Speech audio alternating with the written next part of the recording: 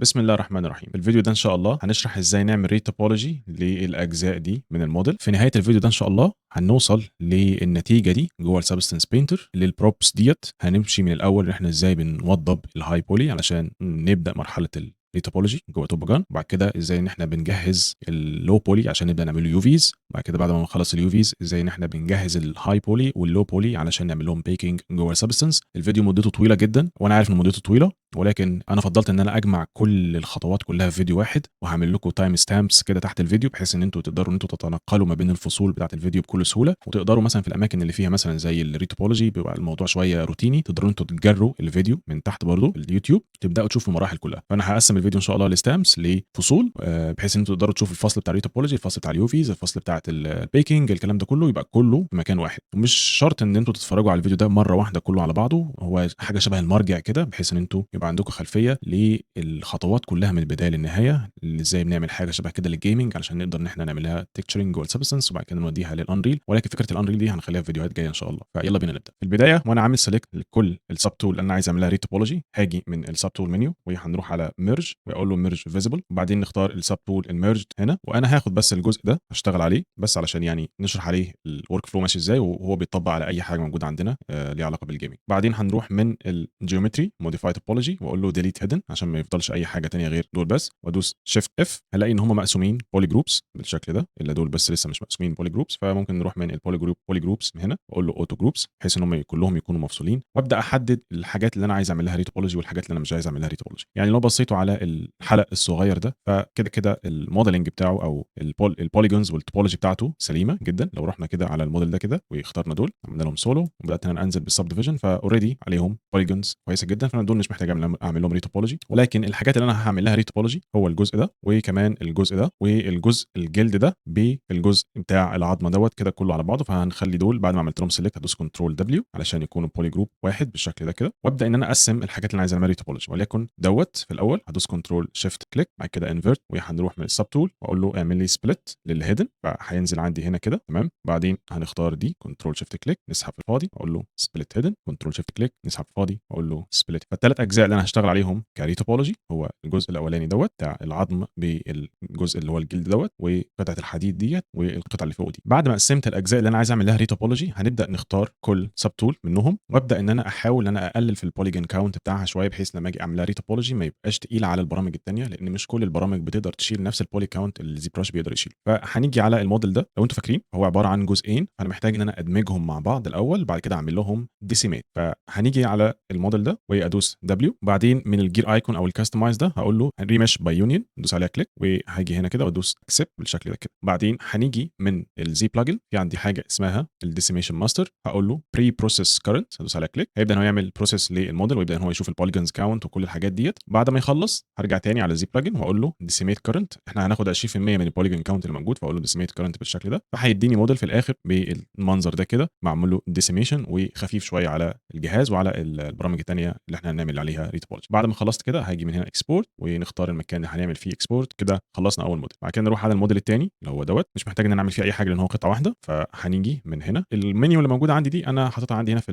اليو اي از شورت كات، فمش محتاج ان انا اخش كل شويه جوه المنيو. فاول حاجه هنعمل بري بروسيس وبعد ما يخلص هنعمله ديسيميت وبرده 20% من الموديل اللي موجود، فهيديني موديل خفيف بالشكل ده. اقول له اكسبورت نروح على نفس المكان ونغير الاسم نسميه موديل 002 ادوس اوكي، نرجع ننزل على اخر موديل عندنا هقول له برده بري بروسيس كرنت، بعد ما يخلص هرجع اقول له ديسيميت كرنت فهيديني موديل بالشكل ده كده. نعمل اكسبورت ونسميه موديل 003 بالشكل ده. كده اكون خرجت الثري موديلز بتوعي من الزي براش وهننتقل للبرنامج اللي هنعمل عليه ريتوبولوجي. وفي حالتنا دي انا هختار التوبوجان لان هو بالنسبه لي اسهل سوفت وير وانا متعود عليه والورك فلو بتاعي فيه بيبقى سريع، فهنروح ليه. احنا جوه التوبوجان هاجي من فايل اقول له لود ريفرنس مش، نروح على المكان اللي فيه الهاي بولي اللي احنا مخرجينه من الزي براش ونجيب اول موديل واقول له اوبن، هينزل عندي الموديل بالشكل ده. هاجي من هنا ادوس اد كرييت مش، هبدا باستخدام التولز بتاعت التوبوجان ان انا اقدر اعمل الريتوبولوجي للموديل ده. ولكن خلينا نتكلم على شويه اسبيكتس ل احنا ازاي بنفكر واحنا بنعمل ريتوبولوجي للجيمز. الفكره في الريتوبولوجي بتاعت الجيمز ان انا بحاول باقل عدد من البوليجونز او الفيرتكس ان انا اوصل لنفس الشكل اللي موجود للهاي بولي. فلو جينا بصينا على الموديل الموجود قدامنا ده الطريقه اللي هبني بيها التوبولوجي ان هي دايما هتبقى معتمده على ايدج فلو. الايدج فلو بتاعنا المفروض ان هو يبقى ماشي في الاتجاه ده كده اوكي، وهبدا ان انا اعمل خطوط عموديه بالشكل ده، تبقى قاطعة الموديل وماشية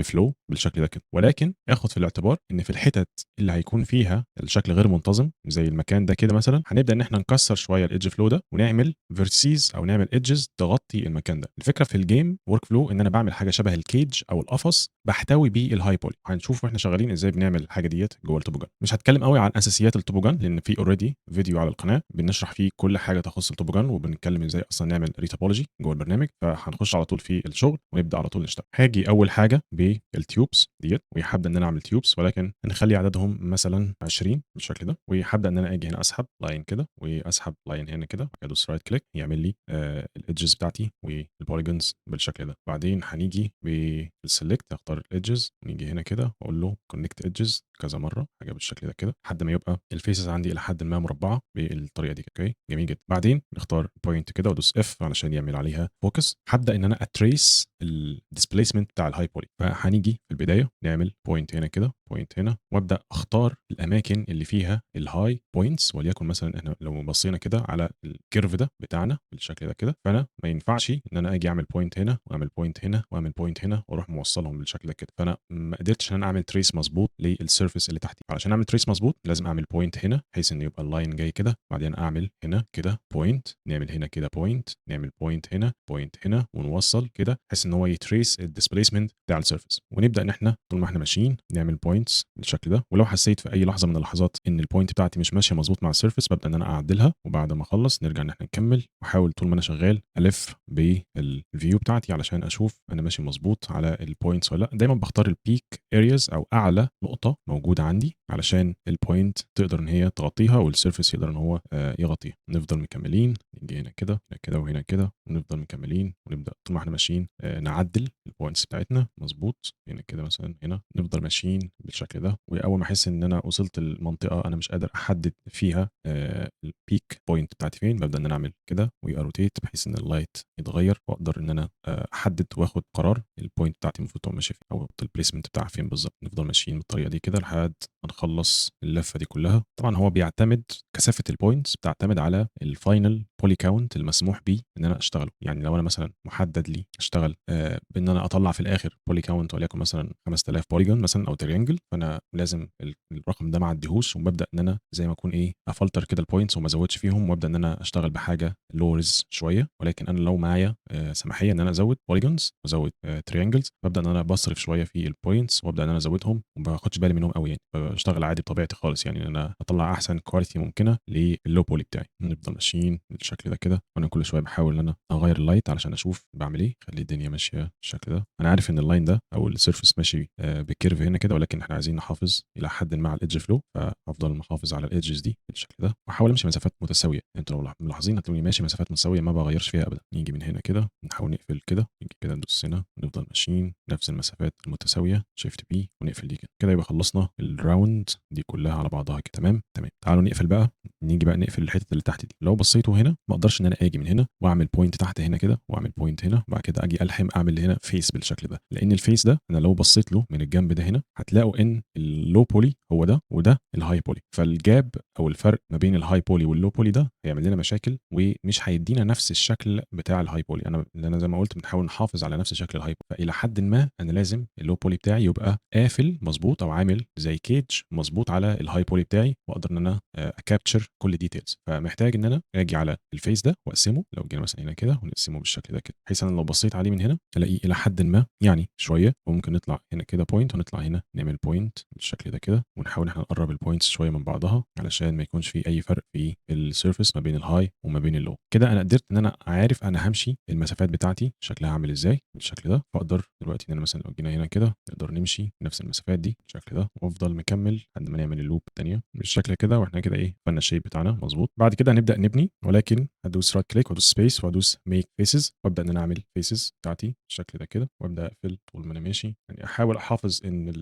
الrow التاني ده يبقى برضه نفس المسافات، وبرضه نفضل نعدّل في الpoints طول ما إحنا ماشيين. أول ما ألاقي إن في عندي مسافات غير متساوية بابدأ إن أنا أصلّحها عشان إن الشكل يطلع متناسق، ندوس F علشان الfocus، وبعدين نبدأ نكمّل الرحلة بتاعتنا، وآخد بالي وأنا شغال إن ما يحصلش أي distortion للpoints. ومن الطبيعي كل شوية وأنا شغال أعمل zoom in كده وzoom out علشان أشوف الlook شكله عامل إزاي، بتاعي بتاع البوليجونز بتاع التوبولوجي، وهنشوف هل احنا ماشيين مظبوط ولا في مشكله بالشكل ده كده. بعدين نفعل الايدجز، وفي حته هنا مفتوحه نقفلها شيفت بي، وبعدين هاجي على ده دبل كليك، هنا برضه مقفوله دبل كليك، واقول له كونكت ايدجز. بعدين هنلحم دي مع دي، نلحم دي مع دي، نلحم دي مع دي، ودي مع دي بالشكل ده كده. جميل جدا. اتاكد بس ان الشيب بتاعي مظبوط وان التوبولوجي ماشيه مظبوطه تمام. ممكن نمشي لو جينا مثلا كده على الايدج ده، او انا في النص تلاقي في كلمه ار، لو رحت على الحرف هتلاقي قلبت بقت ال، ده معناها لوب. فلو دوست هنا دبل كليك كده هيسلكت كل اللوب دي، فاقدر بالاكسترود ديت، لو جينا عملنا اكسترود لتحت هاجي بالشكل ده كده يعمل اكسترود على كل دول تمام. واقدر اجي بالبرش وخليها كيب اوردر، ونزود السترينث شويه بالشيفت. هبدا ان انا اعمل سموث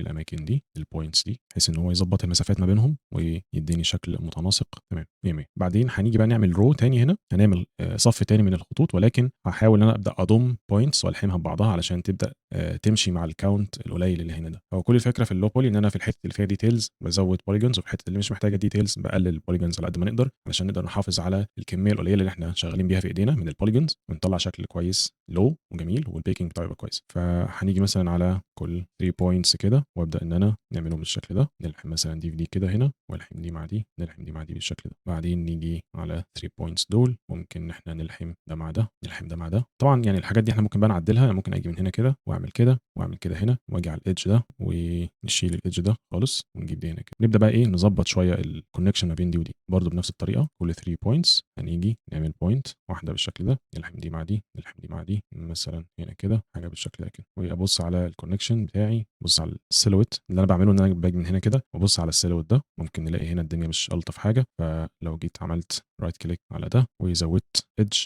بعدين جينا من هنا كده كليك كليك كليك تمام، وده رايت كليك كونكت ايدجز برده، بحيث ان هو ايه السيلويت يبقى ظابط معانا تمام. والجزء ده يعني لحد ما جميل، مفيش اي مشكله. الفكره بس في الحته دي داخله لجوه، فعلشان اريح نفسي من التفكير فيها هاجي اعمل كذا بوينت كده فيها الاول، مثلا حاجه بالشكل ده، وبعدين مثلا نعمل كده خلاص. يبقى انا كده ايه عملت لها التحديد بتاعها. ونيجي من هنا كده نعمل كده، وديت ممكن تلحم هنا، ممكن اجيب دي هنا كده ونلحم دول مع بعض، بعدين نلحم دي مع دي، نلحم دي مع دي، ونلحم دي مع دي كده، دي مع دي، دي مع دي، وممكن دي مع دي. والحته دي هتبقى كتيره قوي لو انا لحمت من البوينت دي للبوينت دي، فهاجي اعمل كذا بوينت هنا كده في النص بالشكل ده، نلحم دول مع دول، هاجي بالمنظر ده كده، ونلحم دي مع دي. ديت برده المسافه ما بينها هتبقى عاليه قوي، يعني المسافه ما بين دي ودي كتير قوي. فانا هاجي من هنا نعمل بوينت كده، نعمل بوينت كده، وممكن نعمل بوينت هنا كده، نلحم دي مع دي، دي مع دي، دي مع دي، دي مع دي. بعدين انا هاجي بالبرش نكبر السايز، وابدا ان انا سموث كل الحتت دي كده، بحيث ان هو ايه يظبط الاماكن دي كلها. جميل جدا. نرجع نبدا بقى نظبط المكان ده، نيجي من هنا نعمل 2 بوينتس، بوينت مثلا هنا كده، بوينت تبقى هنا، بعدين نبدا نعمل بوينتس بنفس المسافات بالشكل ده، ونبدا ان احنا نلحم. ولو جينا على دي هنا كده ولحمنا دي مع دي، بعدين لحمنا دي مع دي ودي مع دي بالشكل ده كده، هاجي من هنا نلحم كده دي مع دي ودي مع دي، وهذه مع هذه بالشكل ده، نلحم دي مع دي دول، وديت هنيجي نعمل هنا كده بوينت بوينت وبوينت كده. ممكن نلحم دي مع دي، نيجي بالبرش سموث، نتاكد من السيلويت ان الدنيا تمام. هنا في مشكله، فلو جينا مثلا من البوينت دي وعملنا كده ايه هنا كمان نعمل سموث بالشكل ده كده تمام، جميل جدا. نيجي نزود، نبدا بقى برده نقفل دي برده، نعمل برده بوينتس بالشكل ده، نبدا احنا نقفل دول مع دول، نطلع دي شويه فوق كده عشان يبقوا قريبين اللي انا عايز اعمله. ونيجي نعمل بوينت هنا كده، نقفل دول كده برده بنفس الطريقه. بعدين نيجي تحت نعمل اللاين التاني، نلحم كده كده، واجي هنا الحم دول مع بعض، نيجي هنا نلحم دول مع بعض، نيجي هنا نلحم دول مع بعض كده بالبرش سموث. دي مش مظبوطه بالنسبه لي الحته دي، فانا ممكن ايه نعمل هنا كده، نعمل كده، اجي على البوينت دي دلتها خالص شيفت بي، نقفل دول كده تمام، يعني نص المسافه فاضل نص المسافه.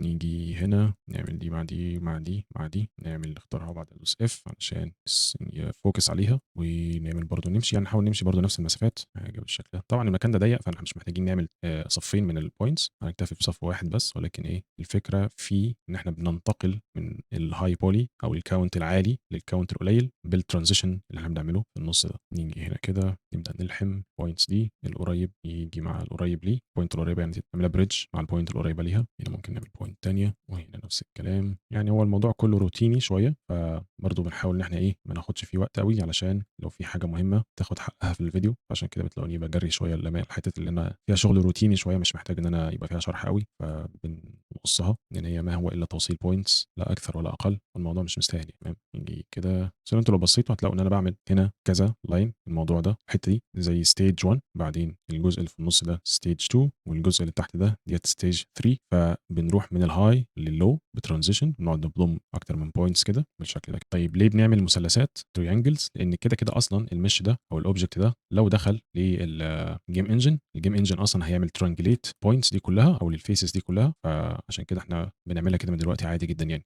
ناس كتير ممكن تقول لك طب المثلثات دي مش هتبقى غلط في الريندر او يكون فيها مشكله وقت الريندر والكلام ده؟ بالعكس خالص، التريانجلز ديت في الجيم انجن حاجه شائعه جدا، لان هو اصلا كل الموديل ده بيحصل له ترانجليت جوه الانجن، فمفيش فيها مشكله خالص. وهنشوف برضو يعني الموديل في الاخر شكله عامل ازاي. نيجي بقى ايه لدي نوصلها هنا كده ونعمل سموث الجزء ده كله، بوينت دي نوصلها هنا، بوينت دي هنا كده، ودي هنا، وديت برضو تبقى هنا كده، نوصل دي مع دي بالسموث، سموث كل دول. بعدين اجيب السموث بعد ما خلصت كل الحته دي، نجيب السموث ونبدا ان احنا ايه سموث الترانزيشن ده عشان يدينا شكل كويس، ولو في اي جابس مش متظبطه يبدا ان هو يظبطها لنا، او مسافات مش كويسه ما بين البوينتس يبدا ان هو ايه يورجنايز الدنيا، يدينا شيبس كويسه. الحته ديت فيها مشكله، فاحنا ممكن نيجي من هنا كده كده فايه يجيب شويه البيك او السيرفيس اللي هنا، والديت برضو الجزء ده لو بصيتوا هنا هتلاقوا فيه جاب شويه، فمحتاج برضو ان انا اجي من هنا كده نعمل لاين في النص بالشكل ده كده. وانا بروتيت برضو ببدا اشوف الدنيا فيها ايه هنا برضو، عشان كده دي فايده الروتيشن جوه البرنامج.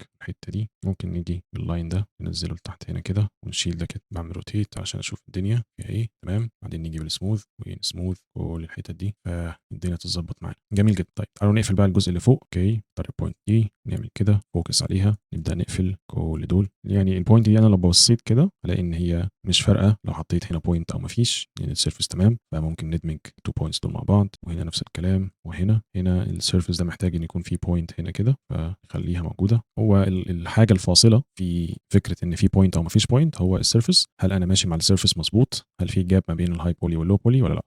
لو بصيتوا على اللاين ده الحته دي كده نلاقي ان الكيرف او السيرفيس ماشي كده، ولكن لو منطقيا احنا هنعمل وصل البوينتس فهنوصلها بالشكل ده، ولكن اللاين ده هيقطع في النص مش هيبقى مظبوط. فتعالوا نعمل الحاجه الغلط وبعد كده اقول لكم الصح ازاي. نعمل كده ونعمل كده، ولكن لو بصينا على البوينت دي بصينا على الكيرف نلاقي في جاب كبيره جدا، فانا محتاج ان انا اجي من البوينت دي نعمل نقطه في النص هنا، نعمل نقطه، نلاقي برده ستيل في جاب كبيره، فمحتاج ان انا اجي من البوينت دي هنا كده، ممكن نعمل بوينت هنا، بعدين نعمل بوينت هنا كده بالشكل ده، نعمل هنا كده. تمام، وهاجي من البوينت دي نعمل هنا كده، نعمل هنا كده. وممكن اللاين ده بدل ما هو ماشي كده ممكن نمشيه بالاتجاه ده ونشيل الايدج ده كده، وابدا ابص على الكيرف بتاعي، نقرب شويه البوينتس من بعضها. هنا برده في مشكله، نوصل دي بدي ونبدا نتشيك سيرفيس، نلاقي ان الدنيا بدات تبقى احسن بكتير، فنبدا بقى ايه نقفل الدنيا عندنا. ممكن نيجي على دي وبعد كده نقفل هنا كده، وكده كده دي قافله تحت هنا كده، وهنا السيرفيس برده مش متظبط خالص، فانا محتاج ان احنا يبقى في بوينتس هنا بوينت هنا عشان السيرفيس يبقى تمام، ونجي بوينت هنا بوينت هنا وبوينت هنا كده، شيفت بي عشان نقفل ده. جميل جدا. نيجي هنا بوينت بوينت بوينت نقفل ممكن ده هنا كده. تمام، جميل. طبعا هي في الحتت دي في الحتت الصغيره دي مش لازم قوي يبقى 100% ان احنا قافلين الدنيا مظبوط، ولكن يبقى الكيرف موجود غير ما كانت في الاول خالص، كانت الدنيا ما فيش فيها اي ديتيلز وكان في جاب رهيب جدا. تمام، طيب تعالوا نقفل الجزء ده. انا هاجي بالبوينت ده نعمله هنا كده، نيجي بالبوينت دي نعملها هنا كده. اوكي، بعدين ممكن ناخد برضو يعني لو حسيت ان الكيرف مكمل معايا فانا ممكن اخد البوينت دي ونحطها هنا كده ونشيل اللاين ده من هنا ونقرب شويه البوينت دي والبوينت دي، نبدا ان احنا نزود هنا ونزود هنا عشان السيرفيس يبقى مظبوط. وهنا اي ثينك برضو لازم يكون في بوينت، نقرب دول كده ونوصل دي شيفت بي مع بعض. ممكن ان احنا نلحم البوينت دي مع البوينت دي، نلحم دي مع دي، نلحم دي مع دي. ممكن نيجي من البوينت دي نعمل لاين هنا، لاين بوينت كده بوينت كده بالشكل ده. جميل، بعدين نبدا نكمل رحلتنا. حلوه. هنا برضو لو بصيتوا السيرفيس هنا في برضو كيرف، فبرضو محتاج ان انا اعمل له بوينتس ونوصل البوينت دي مع دي هنا كده، وممكن نكمل البوينت دي هنا كده بالشكل ده ونشيل دي ونشيل دي ونوصل كده. هنا ممكن يبقى في بوينت برضو ونوصل البوينت دي مع البوينت دي كده بالشكل ده، نوصل دي مع دي. وانس ان انا اتاكدت ان الدنيا تمام ببدا ايه خلاص تمام كده الدنيا كويسه، بوينتس تمام والسيرفيس تمام، هبدا ان انا ايه اكمل الرحله بتاعتي. بص برضو على الحته دي في الكيرف او اللاين ده طاير في الهواء، فمحتاج يبقى في لاين نقطه في النص هنا كده علشان تظبط الدنيا. وممكن ناخد التو بوينتس دول ونضمهم بالشكل ده. اوكي، point هنا كده، point هنا. ممكن أبدأ أقفل بقى الحتت اللي هي المسطحة شوية دي، ممكن أحط point برضه هنا وهنا وهنا كده. بعدين بعد ما أخلّص إن أنا أقفل الحتة دي كلها، هابدأ إن أنا select الring دي وأحط line في النُص، بعد كده آجي ألحم دي مع دي، تمام.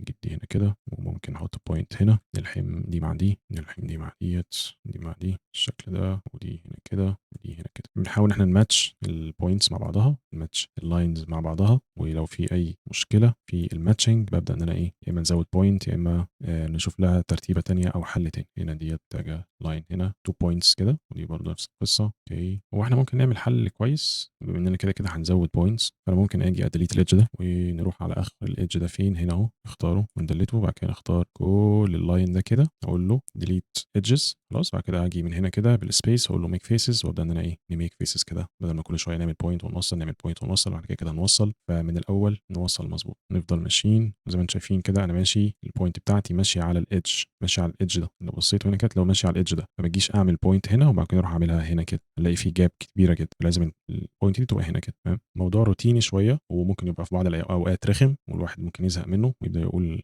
طلصة بقى الدنيا ونعمل أي حاجة وخلاص عشان الوقت. فلو حسيتوا بكده، من المهم جدًا إن إحنا نبدأ ناخد break شوية من الretopology أو الstage دي، ونعمل أي حاجة تاني، وبعدين نبدأ إن إحنا نرجع نكمّلها، لإن هي من الحاجات المهمة جدًا والجميلة جدًا، مش في عمايلها ولكن في فكرة إن هي بتريّح قدّام لمّا نيجي نعمل الUVs ونيجي نعمل الbaking والtexturing. فهتلاقي إن الدنيا مريحة جدًا طالما إحنا ماشيين صح من البداية، وهنشوف ده وإحنا ماشيين برضه وإحنا شغالين، نبدأ إن إحنا نشوف كل الحاجات دي ونعرف إزاي هي. فلو جينا على الring ديّة، هنوصّل دي بالshift B ونعمل كده. بعدين هل إحنا محتاجين loop في النُص هنا؟ لو جينا كده وعملنا كل دول وجينا عملنا connect edges دوست F، تمام. يعني أعتقد إن إحنا مش محتاجين الloop دي، فإحنا ممكن نقفل هنا دي كده بالشكل ده كده، جميل جدًا. بعدين هنبدأ بقى نقفل الجزء اللي فوق دوّة. فطبعًا ديّة واخدة curve شوية كده، فبرضه هنمشيها إن أنا آجي نقفل بس الmake faces، وآجي هنا أدوس click وأبدأ أمشي steps بالشكل ده، وأخلّي الpoint الأخيرة عند الedge الفاصل ده، لإن الجزء دوّة، هنا نجيب لون تاني، الجزء ده كده، كل الجزء ده تبع الbone، والجزء اللي فوق ده تبع الجزء الleather أو الجلد. فبافصل بالedge ده عشان في الUVs وأنا شغال أبدأ إن أنا إيه، أقطع، أعمل seam في الحتة دي وأقدر إن أنا أفصل، وهتريحني بعد كده في الtexturing. ممكن كتير جدًا من الكلام اللي أنا باقوله يبان شوية غامض ومش مفهوم، وإزاي ده هيحصل، أو إزاي حركة زي دي ممكن تريحنا بعد كده في الtexturing، ولكن طول ما إحنا ماشيين هنبدأ نشوف الحاجات دي، الpuzzle دي كلها تتفك، نقدر إن إحنا نلاحظ فعلًا أهمية الكلام ده، تمام. فنقفل الحاجات دي كلها. ممكن نيجي على هنا نقفل دي كده بالشكل ده، وهنا هيبقى في edge طالع بالشكل ده كده. بابدأ أعمل الslope أو الcurve اللي موجود عندي ده هنا كده لوحده، وبعد كده أبدأ إن أنا أmerge الpieces مع بعضها طول ما أنا ماشي. merge دول كده، وآجي هنا make faces ونعمل دي كده ودي كده، كده ودي كده، ونلحم كل دول مع بعض بالشكل ده. بعدين ألحم دي مع دي ودي مع دي، ونلحم دي مع دي. وممكن إن إحنا نيجي هنا نعمل كده بالشكل ده بالشكل ده كده. بعدين نبدأ نمشي ونكمل بقية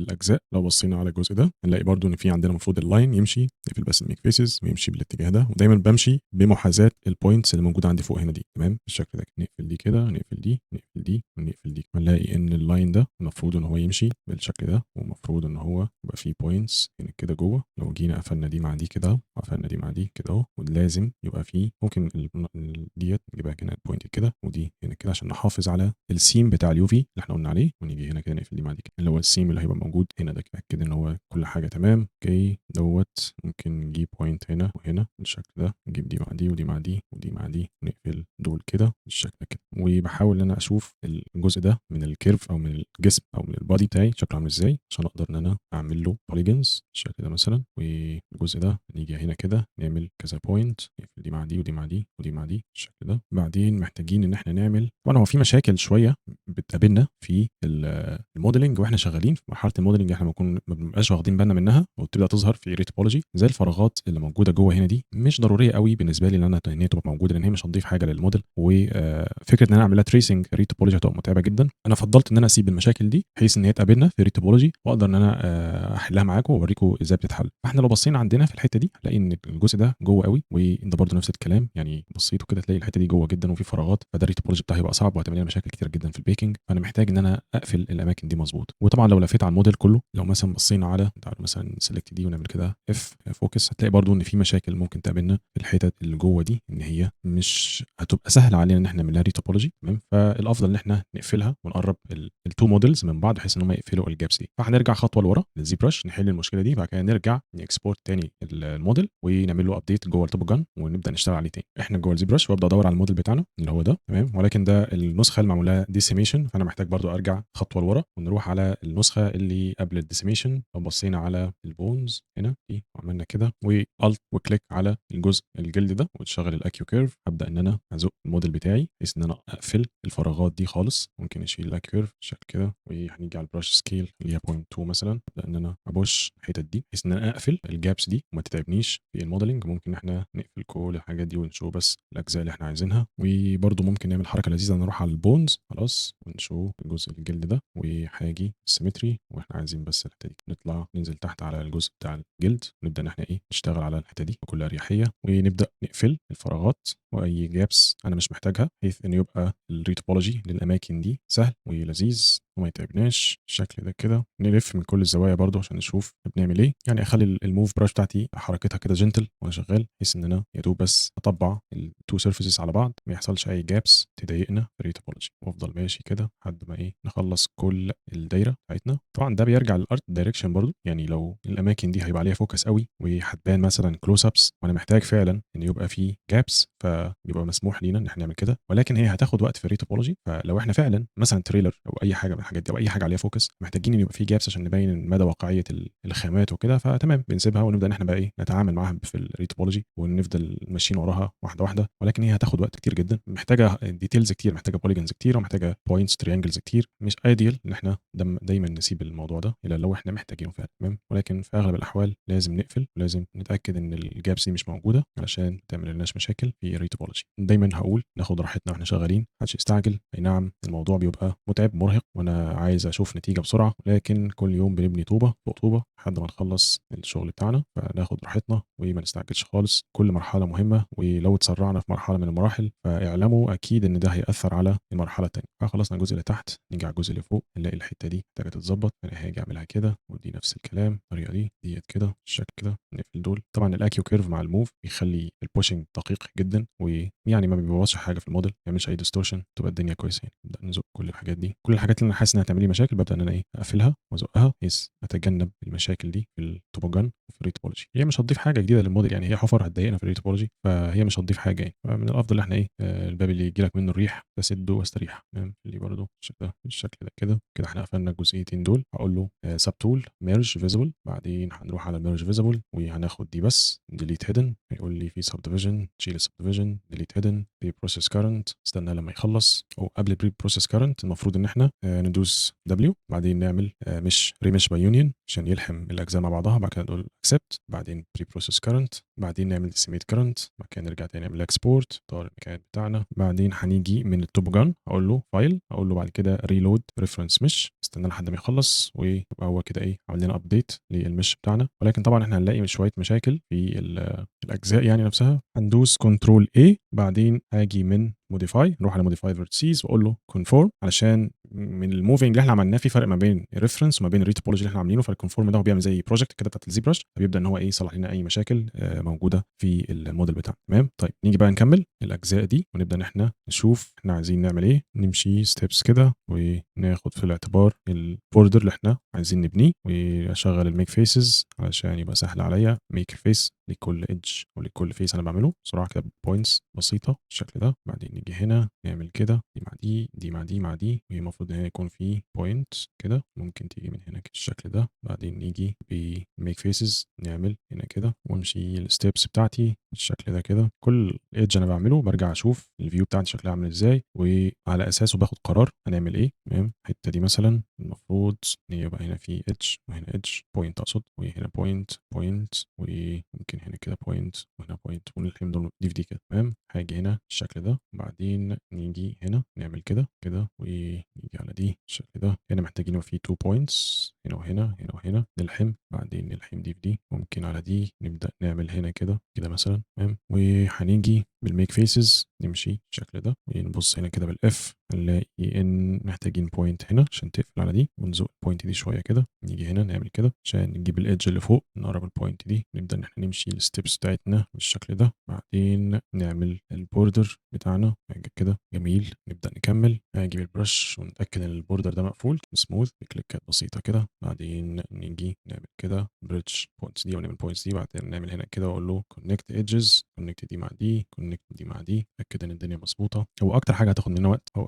في الريتوبولوجي الجزء ده، والجزء اللي هو الحديد اللي في ودانه اللي هو شبه الحديد المسلح ده كده. دول أكتر 2 props ياخدوا مننا وقت، ممكن ناخد راحتنا فيهم خالص. مش شرط إن إحنا يعني ورانا تارجت يعني نخلص الحاجة في نفس اليوم يعني، وأريح نفسي أطلع شوية، نقعد شوية، نغير وضعية الجلوس. يعني النصايح اللي أنا ما باعملهاش دي. نفضل مكملين كده وتمام. نقفل بقى الجابس دي، نرجع تاني نقفل دي خلاص. ويعني نيجي بقى إيه، مش هابدأ من هنا، نبدأ مثلا من النص هنا كده، وأنا عارف إن أنا معايا 2 points دول. وبعدين ممكن نعمل حركة برضه لذيذة، إن أنا آجي من هنا أجيب نشد دول كده، شد دي كده، شد دي كده، شد دي كده، وهكذا لحد الآخر مثلا. طالما أنا عارف إن أنا مش هاعمل أي حاجة سبيشال في المكان ده. بعدين هاجي كده أقول له connect ونعمل دي مع دي. بعدين آجي على دي أقول له connect edges، ونبدأ إن إحنا نكونكت دي مع دي ودي مع دي. بعدين شيفت بي نيجي هنا وأجيب البرش وسموث اللي أنا عملته ده بالشكل ده كده، تمام. جميل جدا. يعني هو غالبا الواي دي كلها تمشي بسلاسة من غير أي مشاكل. الحاجة الوحيدة اللي ممكن أنا شايف إن هي ممكن يكون فيها تدخل شوية مننا هو الجزء ده، يبقى رخم شوية، بس يعني مش قوي يعني، وهو برضه مش هيحصل فيه أي مشكلة. فهنيجي من هنا كده خلاص، نقفل دي الأول لأن هي ديت فعلا كانت طالعة بره شوية. نقفل دي الأول، نيجي هنا كده نقفل دي، بعدين نيجي هنا كده بالشكل ده، نقفل دي بدي بدي، بعدين نقفل دي مع دي كده. وعندنا البوينت دي نقفلها هنا مع دي مع دي، ودي تيجي هنا ودي تيجي هنا، بعدين دي ممكن تيجي هنا كده. جميل. هنيجي بقى من أول دي نشد بوينت هنا كده، بوينتس واحدة بالشكل ده. بعدين نعمل فكرة الكونكت ايدجز اللي احنا قلنا عليه. بروح لحد فين؟ لحد السيم اللي انا عايز اعمله بالشكل ده كده. لو في مشكلة ببدأ ان انا ايه ريارينج بوينتس، نشوف ايه المشكلة. نبدأ نعمل كده، اكد ان انا على السيم بالظبط، لا قبليها ولا بعديها، علشان البيكنج. وهنا ممكن ما تكونش باينة قوي، ولكن في البيكنج هيبان الخط ويبان الفرق ما بين التو سيرفيسز. فلو انا البوينتس دي مش مظبوطة قوي، هضطر ان انا هتدخل في التكتشرنج بايدي، وانا يعني مش عايز اعمل كده. عشان يعني انا حاطط البوينتس دي عشان تريحني من فكره ان انا اتدخل بايدي شويه في مرحله التكتشرنج والفصل ما بين الماتيريالز في السبستانس. عشان كده بعمل البوينتس دي على السيم بالظبط بالشكل ده. بعدين نيجي على كل دول واقول له اتاكد بس ان هو واصل لحد الاخر. في هنا واحده عايزه تقفل وهنا واحده عايزه تقفل بالشكل ده. بعدين نيجي تاني كونكت ايدجز، نيجي على دي كونكت، نقفل دي مع دي مع دي، نيجي هنا نقفل دي مع دي مع دي، واجيب البرش والسموث وابدا ان انا اسموث الحتت دي بحيث ان هو يخلي المسافات متساويه ما بينهم وما يحصلش اي مشاكل بالشكل ده كده. جميل جدا. وانس ان انا عملت الحاجه دي، هقدر ان انا اجي لو دوست على دي كده عشان يختار اللوب، وبعدين هنيجي بالاكسترود واجرب لو عملت اكسترود هل هتظبط، مش هتظبط، هتبوظ. فانا ممكن نيجي بالبوينتس وهبدا ان انا اعمل بوينتس بالشكل ده كده، ولكن اوسع شويه المسافات. مثلا هنا هنا هنا نوسع شويه المسافات، ولكن اخلي البوينتس دي على البوردر بالشكل ده كده. افضل ماشي لحد ما اقفل كل دول كده خلاص. وبنفس الطريقه المعتاده هنيجي على دول وابدا اقفل كذا بوينت مع بعض. اجي كده مثلا كل 3 بوينتس بالشكل ده. وقت ما احس ان البوينتس مش كفايه قوي، ببدا ان انا ممكن نزود واحده مفيش مشكله. اتاكد ان دي مظبوطه وكل حاجه على اللاين. نزود دي لجوه، نزود دي لجوه شويه، بعد كده نرجع نبدا نلحم تاني بالشكل ده كده. البوينت دي محتاجه تخش جوه شويه طبعا عشان البوينتس قريبه جدا من بعضها، فممكن في اي مرحله ان احنا نلحم بوينتس بطريقه غلط فياخد بالي وانا شغال. وطبعا يعني لو في انت الاجزاء البيضاء دي معناها ان النورمالز او الفيسز مقلوبه، يعني دي سهله نعدلها، مش صعبه قوي. فهنسيبها دلوقتي وفي الاخر لو هي لسه موجوده نعدلها يعني. في بقى بوينتس بتبقى رخمه شويه ما بقدرش ان انا اوصل لها، فنعملها كده. نجيب بوينت هنا برده بالشكل ده كده. البوينت دي مش على اللاين ده فنشيله والحم دي في دي كده. كده يعتبر ان انا قفلت الجزء اللي جوه ده، واقدر ان انا اجي اسلكت اللوب ده كله بالاكسترود ونعمل اكسترود لجوه كده مثلا. اوكي. وكل مره انا بمسك مجموعه من البوينتس نعمل لها ميرج. نمسك مثلا 3 بوينتس دول نعمل لهم ميرج، دول نعمل لهم ميرج مثلا، الحاجات اللي قريبه من بعضها دول مثلا نعمل لهم ميرج. هنا في بوينتس كتيره جدا فنبدا نفكهم من بعض كده عشان نشوف محتاجين نعمل ايه. ممكن نمسك الثلاثه دول نعمل لهم ميرج بالشكل ده كده. اوكي. وبعدين هنعمل برضو صف تاني ولكن اوسع شويه، بوينتس مسافات ما بينها اوسع شويه حاجه كده. بعدين نبدا ان احنا برضو نعمل بريدج كل كام لاين، كل كام بوينت مع point واحدة من الline الجديد كده بالشكل ده. هنا طبعًا الlines كتيرة أو الpoints كتيرة، فأنا هاجي وأmerge كده كل 3 مع بعض، merge كده وmerge دول بالشكل ده، بحيث إن أنا لمّا آجي ألحم دي مع دي، دي مع دي، دي مع دي، دي مع دي بالشكل ده كده، جميل. لو جيت بالبرش وقللت الsize شوية، هاجي بالsmooth وأبدأ إن أنا أsmooth الأجزاء اللي في النُص دي كده بالشكل ده. بعدين هنيجي على double click على الloop ده كله أحاول أشوف الloop ده كام edge. هو دلوقتي 19، فمش هيبقوا مقفولين مضبوط، محتاجين إن هم يكونوا رقم زوجي. فأنا هاجي على الpoint دي مثلًا ونعملها هنا كده، بحيث إن إحنا نزوّد point أو نزوّد edge، بحيث إنه يبقى لو جينا عملنا select على دول كده يبقوا كلّهم 20، أقدر إن أنا أقفل الshape ده مضبوط. فخلّونا نعمل extrude كمان مرّة، حاجة بالشكل ده. بعدين هنيجي من هنا نعمل كده دي مع دي، بعدين دي مع دي، نعمل make faces بالشكل ده، وأجيب دي مع دي، وأجيب دي مع دي. فاضل لنا هنا لو عملنا كمان واحدة هنا كده، نقفل دي مع دي كده ودي مع دي، وهاجي بالبرش وأبدأ إن أنا smooth اللي أنا عملته ده، فيبقى قفلنا الجزء اللي فوق بالشكل ده كده. طبعًا أنتم شايفين مثلثات كتيرة وشايفين triangles كتيرة، اللي مدّيني أريحية ومخلّيني إن أنا جريء شوية في عمل الحاجات دي، إن في الأول وفي الآخر القطعة دي كلّها على بعضها مش هيحصل لها أي deform. هي قطعة accessories، لو هتتحرك هي هتتحرك ككتلة على بعضها، ما فيش فيها deforming، ما فيش فيها blend shapes، ما فيش فيها حركة، مش هتتكلم، مش هتتني، مش هتحصل فيها أي مشكلة. فأنا عندي أريحية شوية إن أنا أعمل المثلثات بالشكل ده. وممكن من الأول لو الدنيا تمام ممكن نعملها decimate أصلًا من جوّه الZBrush وننزل بالdecimate count وتمشي معانا كويس، ما فيش مشكلة. ولكن حبيت إن أنا أشارك معاكم إزاي الretopology بتتعمل للحاجات الصعبة دي، ونمشي الsteps ونعملها صح في الأول. وبعد كده لو حبينا نستخدم الdecimation في الأجزاء الsolid اللي ما فيش فيها أي deformation ممكن نعمل كده، ما فيش مشكلة. هنيجي بعد كده على الجزء اللي تحت اللي هو هنا ده، ولكن قبل ما أعمل فيه أي حاجة هاجي على الloop دي كلّها وهاعمل extrude مرّة كده لتحت بالشكل ده كده. بعدين هابدأ آجي على الحتّة اللي تحت دي وأمشي points steps بالمنظر ده كده. أحاول أخلّي الsteps مسافاتها واحدة، لا أزوّد ولا أنقّص، وأفضل ماشي ومكمّل لحد ما نقفل الborder ده كلّه على بعضه بالشكل ده. تمام، جميل جدًا. كده إحنا إيه، قفلنا الborder ده كلّه على بعضه كده. أوكي، حلو. نيجي بقى نقفل الجزء ده، لكن نعمل كده focus عليه عشان نشوف أنا باعمل إيه. نيجي هنا كده دي، دي، ودي، ودي، ودي، ودي، ودي بالشكل ده كده. نفضل ماشيين لحد ما نقفل الأجزاء دي كلّها، ولكن آخد في بالي إن أنا أبقى رايح للخط مضبوط، دي أهم حاجة، رايح على الseam بتاع الleather ده مضبوط. وهابدأ أزوّد edges بعد ما أخلّص الloop دي كلّها على بعضها. كده نبقى قفلنا الجزء اللي تحت ده كلّه خلاص. اللي أنا هاعمله بقى دلوقتي إن أنا هاجي على الring دي كلّها ونعمل connect edges مرّة كده. تمام، نقفل الحتّة دي وأتأكد إن الدنيا تمام، جميل جدًا. نبدأ بقى نfill الجزء اللي فوق، فهنيجي برضه بالmake faces ونمشي steps لحد ما نقفل كل دول كده بالشكل ده كده. لكن في عندي مشكلة في الحتّة دي، لو بصيتوا كده وجينا هنا تلاقي في مشكلة، محتاج إن أنا أزوّد edge في النقطة دي كده عشان يضبط لنا الoutline شوية أو الcurve شوية. بعدين هنبدأ نيجي مثلًا من النقطة دي، الحتّة دي كده، وأبدأ إن أنا أقفل الأجزاء دي. بس أنا أتأكد أول حاجة من الcurvature بتاع الموديل، فأنا محتاج إن أنا أزوّد هنا بالشكل ده. وممكن بقى نبدأ نزوّد معانا هنا كده ونلحم دي مع دي كده، وآجي على دي نلحمها هنا، نيجي على دي نلحمها هنا كده. بعدين نيجي بالشكل ده. أنا جيت على أضيق منطقة اشتغلت منها علشان أقدر أحسب المسافات اللي أنا هامشيها أو الفرق اللي أنا هاfill بيه الأجزاء دي هنا كده، بحيث إن أنا ما أجيش هنا وأزوّد polygons كتيرة أوي ويبقوا كتير على الفاضي. تمام، نيجي بس الحتّة دي أمشي steps بالشكل ده على الline ده اللي موجود. بعدين هنمشي steps كده بالشكل ده كده، وآجي هنا دي على دي كده. والحتّة دي برضه محتاجة مننا line في النُص عشان تجيب السِن اللي موجود عندنا ده هنا. تمام، وهاحاول أخلّي الlines بتاعتي ماشية في الاتجاه ده خلاص. ونحاول إن إحنا نfill الأجزاء دي بالشكل ده كده، نfill دي مع دي ونقفل دي مع دي بالشكل ده. ممكن نقفل دي مع دي كده ودي مع دي. بعدين نيجي على دي نقفلها بالشكل ده كده. نقدر إن إحنا بكل بساطة وإحنا إيه مشينا بالedge flow بتاعنا بالشكل ده. مش معنى إن أنا باعمل triangles معناه إن أنا أهمل الedge flow، لإن هو مهم. نيجي على الmake faces، ممكن في الحتت اللي هي ما فيهاش حاجة محتاجة مننا أي حاجة كdetails نبدأ إن إحنا نmerge الvertices بتاعتنا، بحيث لمّا نيجي نلحمها فوق ما يحصلش فيها أي مشكلة. وهنا ممكن نعمل كده، نيجي على دي كده. برضه الحتّة اللي فوق دي مش محتاجة أوي. نبدأ نكمّل في الfilling بتاع الvertices. هاسيب دي دلوقتي آجي من تحت لفوق وآجي من تحت لفوق هنا كده، وبرضه هنا نفس الكلام. فخلّونا نقفل دي الأول، هنزوّد بس الأول هنا edge كده هنا عشان يمسك شوية الsilhouette.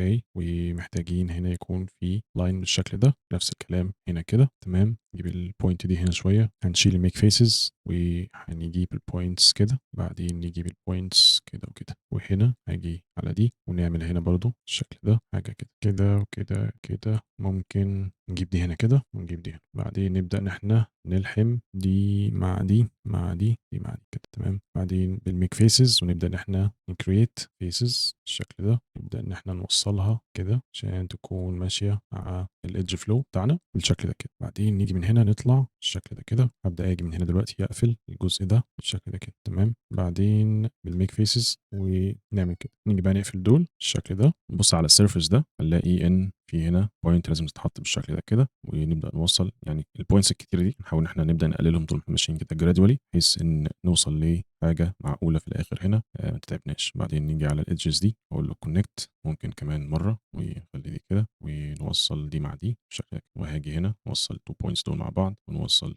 دول مع بعض بالشكل ده، ونوصل برضو التو بوينتس دول مع بعض. بعدين نبدا نوصل دول مع دول كده، واجيب البرش اتاكد ان البوردر معمول عليه اون بالشكل ده كده. طبعا انا السيتنجز دي كل شويه بعملها، لان انا وانا شغال يعني ايه بقفل الجهاز بقوم بعمل حاجه بتاع وبرجع اشغل برنامج تاني، فبتعمل لها ريست، فعشان كده ايه بتلاقوني كل شويه بعد اعملها يعني. بعدين نبدا برضو نفل الجزء ده، فهنيجي من هنا نتاكد ان الميك فيسز مقفوله، ونمشي برضو خطوات اوسع بالشكل ده، نطلع لفوق شويه بالشكل ده كده. اوكي هنا طبعا انا بعمل البوينتس هنا كده علشان لو بصيتوا من الزاويه دي هتلاقوا ان في هنا كيرف كده شويه واخره عند الحد ده، فده المكان اللي أنا بعمل فيه البوينتس. بعدين نيجي بقى نقفل الجزء ده، ممكن نيجي بكده نضم البوينتس دي، ولو جينا كده قفلنا البوينتس دي كده، وهنا قفلنا دول. بعدين نيجي كده نقفل دي مع دي، نيجي هنا كده اللي انا عايز امشيه هي اللاينز تبقى هوريزونتال بالشكل ده كده، فنعدل البوينتس دي. بعدين اجي نطفي الميك فيسز وامشي برضو خطوات كده لحد ما توصل للناحيه الثانيه. بعدين نيجي بالميك فيسز نبدا ان احنا نعمل فيسز بالشكل ده، ممكن نلحم دول، وجينا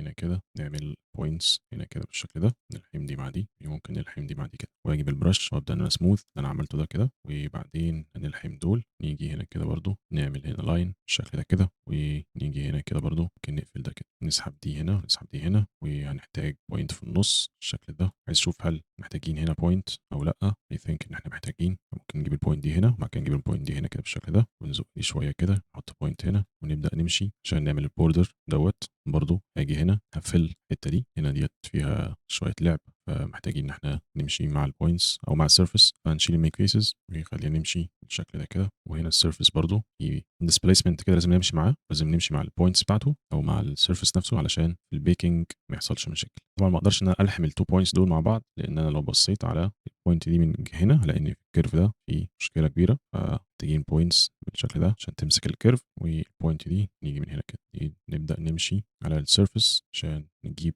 الديتيلز اللي موجوده فيه. بعدين نبدا نقفل الحته دي كده بالشكل ده، يعني اي ثينك ان احنا محتاجين بوينت هنا في النص عشان الكيرف نازل لتحت او السيرفيس نازل لتحت، فنعمل بوينت هنا كده ونعمل بوينت هنا، بعدين نعمل بوينت هنا كده ونقفل دي مع دي كده. ولو جينا قفلنا بالشكل ده هنا كده، نبدا ان احنا نقفل بقى الاماكن دي كلها بالشكل ده تمام. جميل جدا. نيجي بقى نطلع بعد ما قفلنا الجزء اللي تحت ده، محتاجين ان احنا نعمل زي ايكولايز ونساوي الحته دي كلها. فلو جينا من ميك فيسز بعدين نقفل دول كده، يعني ممكن نيجي من هنا ونبدا ان احنا نمشيها بالعكس كده، واجي على ده اقول له كونكت شيفت بي، نبدا ان احنا نقفل دي، بعدين نكمل الجزء اللي فوق ده نلحم دي مع دي بالشكل ده كده. كان تقريبا قفلنا كل حاجه، لكن فاضل لنا ان احنا نفل الجزء ده واتاكد ان مش هيبقى فيه اي مشكله لو لحمنا دول مع دول كده تمام. نقفل دي، بعدين هنيجي على دي كده نقفل دي مع دي، نقفل دي مع دي بالشكل ده، وابدا ان انا نقفل الجابس دي. اوكي وديت فيها مشكله طبعا انا مش قادر اجيب الفيس ده لان هو جوه، فلو جينا عليه كده عملت عليه سيلكت حركته بالشكل ده، لان هو متوصل بحاجه تحت هنا، هو تقريبا متوصل بالفيس ده، متوصل بالبوينتس دي تمام. يعني ممكن ان احنا ندلت دول ديليت خالص، نرجع نصلح دول، بعدين هنيجي هنا نعمل كده نقفل دول مظبوط. يعني اي تو فيرتسيز ممكن ان احنا نعمل لهم ميرج، فنستغل الفرصه عشان يريحونا قدام شويه. هنا برضو ممكن نعمل الحركه دي. بعدين لو جينا من هنا كده قفلنا دي مع دي وقفلنا دي مع دي ودي مع دي برضو، يمكن احنا برضو هنحتاج مجموعه من البوينتس في النص هنا ما بين دول، فنبدا ان احنا نمشي خطوات لا هي زي اللي فوق هنا دي ولا هي زي اللي تحت هنا دي، نمشي حاجه في النص بالشكل ده كده. ولو قفلنا دي مع دي نيجي من هنا نقفل دي كده، نيجي من هنا نقفل دي كده، نبدا ان احنا نقفل البوينتس ونمرج اللي نقدر نعمله ميرج، بحيث إن هو نعمل الtransition مضبوط ما بين الlow والhigh تمام. لو جينا من الجنب ده كده بنعمل point هنا وبعدين نطلع فوق نقفلها كده، فنجيب دي مع دي، دي مع دي، نجيب ال3 points دول هنا. لو عملنا point في النُص كده تاخد الpoints دي، ودي هتيجي هنا نعمل points هنا كده، وكمان واحدة هنا نبدأ نلحم. ولو قفلنا دي كده عملنا الpoint بتاعتنا في النُص، خدنا دول مع دي، دي مع دي. بعدين كل اللي هنحتاجه هنا هي point في النُص ما بين اللي فوق دول واللي تحت دي هنا بالشكل ده. نوصّل دي مع دي، لو جينا عملنا دي كده وجينا عملنا دي كده. بعدين خدنا دي لحمناها هنا، أو بلاش خلينا نطلع بيها فوق كمان سِنّة، ودي هنيجي هنا كده نلحم دي مع دي، ونلحم دي مع دي، نيجي دي نطلع بيها هنا، point دي نطلع بيها هنا برضه بالشكل ده، ودي نطلع بيها هنا بالشكل ده كده. كده إحنا قفلنا الجزء ده كله على بعضه. فلو جينا بالبرش ونبدأ نعمل smooth عشان يبدأ يعمل distribution مضبوط للpoints، لو في أي حاجة معمولة stretching يبدأ يعمل لها relax. بس ما باحاولش أقرّب من الedges علشان هيبوظها، بس باعمل بس transition ما بين الpoints اللي أنا عملتها بالشكل ده كده. وبكده يبقى إيه، يعتبر إن إحنا خلصنا أصعب جزء في الموديل بتاعنا، وبقية الأجزاء اللي تحت دي هتبقى سهلة بإذن الله. نيجي نعملها على طول، إن أنا هاجي بس نزوم كده ونعمل focus على point منهم بالشكل ده. هابدأ إن أنا أعمل points، بس آخد في الاعتبار وأنا شغال إن أنا ما أخلّيش الconnection ما بين الpoint التانية دي، أحاول أقرّب من هنا كده. وممكن إن إحنا نقرّب كده بعد كده أسحب، أقرّب كده وأسحب، ولكن برضه نصلّح طول ما إحنا ماشيين الborder ده بحيث إن هو ما يبوظش بالشكل ده كده. ونبدأ إن إحنا إيه، يعني أي حاجة بايظة نصلّحها ونكمّل. وبرضه الحتت الضيّقة دي بتبقى صعبة شوية، فمحتاج إن أنا آخد بالي وأنا شغال الconnection هيبقى فين علشان ما يبوظش أي حاجة. قرّبنا نخلّص أهوّة الحتة دي، نقفلها بالشكل ده كده. يبقى إحنا كده معانا إيه، الborder حوالين الأجزاء اللي هنا دي. هاعمل حركة إن أنا آجي على الedge ده وأقول له connect تمام. وهابدأ بقى الroad اللي أنا عملتها دي كل كام point كده merge الحاجات القريبة، يكون مثلًا كده. وأبدأ طول ما أنا ماشي لو في أي 2 points قريبين جدًا من بعض نعمل لهم merge. أفضل أدوّر نrotate كده نشوف لو في أي حاجة تمام. أوكي، المعيار بتاعنا إن أنا هاجي عشان أشوف أنا هامشي إزاي، محتاج إن أنا آجي بالتيوب. وإحنا كنا عاملين الجزء اللي فوق ده 20 I think أو 25 هنشوف. لو جيت بالselect واخترت الloop ده كده كانوا 20 تمام. فنيجي هنا كده نخلّي دي 20 وهاجي أعمل كده. ممكن نيجي نعمل في النُص كده، نيجي نعمل هنا كمان واحدة، نعمل هنا كده وادوس right click هيعمل لي الpoints بتاعتي أو الpolygon بتاعي بالشكل ده. نيجي على دول نعمل connect edges كمان مرة، connect بالشكل ده. ممكن لو عملنا كمان مرة بالمنظر ده كده جميل جدًا. نيجي بقى بالبرش وأبدأ أعمل smooth بالshift. وبعدين زي ما عملنا فوق هنعمل هنا برضه، أبدأ إن أنا أمشي خطوات يعني قريبة شوية. ممكن نمشيها مثلًا لو جينا بالتيوب يعني 20، المفروض إحنا لو عملنا لهم double هيبقوا 40، ونمشي نعمل خط كده وأعمل right click هيبقى بالشكل ده كده. وأبدأ إن أنا أقفل الأجزاء دي بالmake faces. لو عملنا الlines بتاعتنا هنا كده تمام، وآجي هنا كده نعمل دول بالشكل ده، نقفل كل المسافات دي بالشكل ده كده. بعدين نيجي هنا نقفل دي مع دي ونقفل دي مع دي كده تمام. أوكي، نبدأ من هنا نقفل الجزء ده. لو جيت برضه بالشكل ده نمشي خطوات واسعة شوية بالمنظر ده كده. بعدين نيجي هنا نقفل دي مع دي ودي مع دي ودي مع دي. بعدين هاجي برضه نمشي بالشكل ده كده. مش فارق معايا أوي أنا باحط الpoints فين يعني كتنظيم يعني، لأن أنا كده هاجي بالبرش هابدأ أعمل smooth، كل brush هتروح في مكانها يعني تمام. نيجي هنا كده وعلى دي نعمل كده. بعدين نبدأ نلحم دول مع بعض.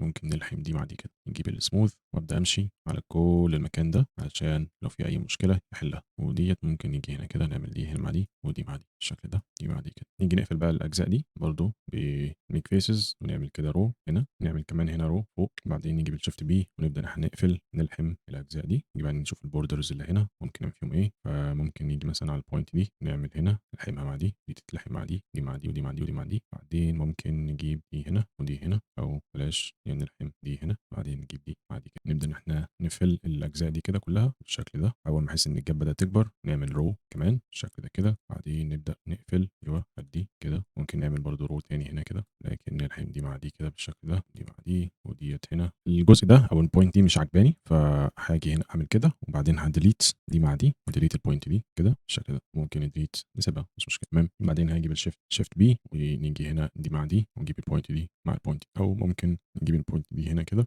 ونجيب الpoint دي هنا كده. بعدين نجيب دي هنا ودي هنا ونجيب الpoint دي هنا ونجيب الpoint دي هنا ونجيب دي هنا دي هنا بالشكل ده. هنا هنحتاج point وهنا هنحتاج point وهنا point، هنا مش لازم. يعني هو الموضوع بقى يبدأ يقلب روتيني أكتر، إن هو عندنا مجموعة من الpoints وبنحاول إن إحنا نلاقي لها مكان نضمه ليه بالشكل ده. ممكن الpoint دي مع الpoint دي، الpoint دي مع الpoint دي، دي مع دي. ممكن دي ناخدها هنا كده، وممكن نعمل هنا بالشكل ده، ودي نجيبها هنا، هنا، دي هنا، دي مش هتبقى كويسة. طيب هاشيل دول، هاشيل دي الedges دي هاشيلهم كده. بعدين هاجي أقفل دول كده. بعدين هنيجي على 3 points دول واقفل point دي كده، نقفل دي مع دي، نقفل دي مع دي بالشكل ده. بعدين نقفل دي كده، نقفل دي كده، نقفل دي كده، نقفل دي كده. والpoint دي ممكن نيجي نقفلها هنا ونشيل الإدج ده، وممكن نشيل برضه الإدج ده. لو جينا هنا كده shift B وجينا بالB بدأت إن أنا أعمل smooth حاجة بالشكل ده كده. بعدين نقفل الإدجز دي مع الpoints دي. نجيب 3 points دول، دي هنا مع دي مع دي مع دي. بعدين نجيب دي هنا وممكن نجيب دي بالشكل ده كده. فاضل لنا الجزء ده، نجيب الpoint دي هنا وهنطلع بصف تاني هنا وهنا بالشكل ده كده. ممكن نطلع بصف تاني هنا، ممكن نجيب point تانية هنا كده واجيب البي وابدا ان انا سموث كل ده. جميل جدا. فاضل لنا بس حاجه بسيطه، احنا نلحم الطرف ده. فهنيجي نعمل كده كل اتنين مع بوينت بالشكل ده. بعدين اجيب البرش بالموف وابدا ان انا سموث كل دول كده بالشكل ده كده. خلصنا الجزء الاصعب، فاضل لنا بس الجزء اللي تحت ده ان احنا نقفله، ويبقى احنا كده خلصنا الموديل ده. هاجي سيلكت اللوب وبالاكسترود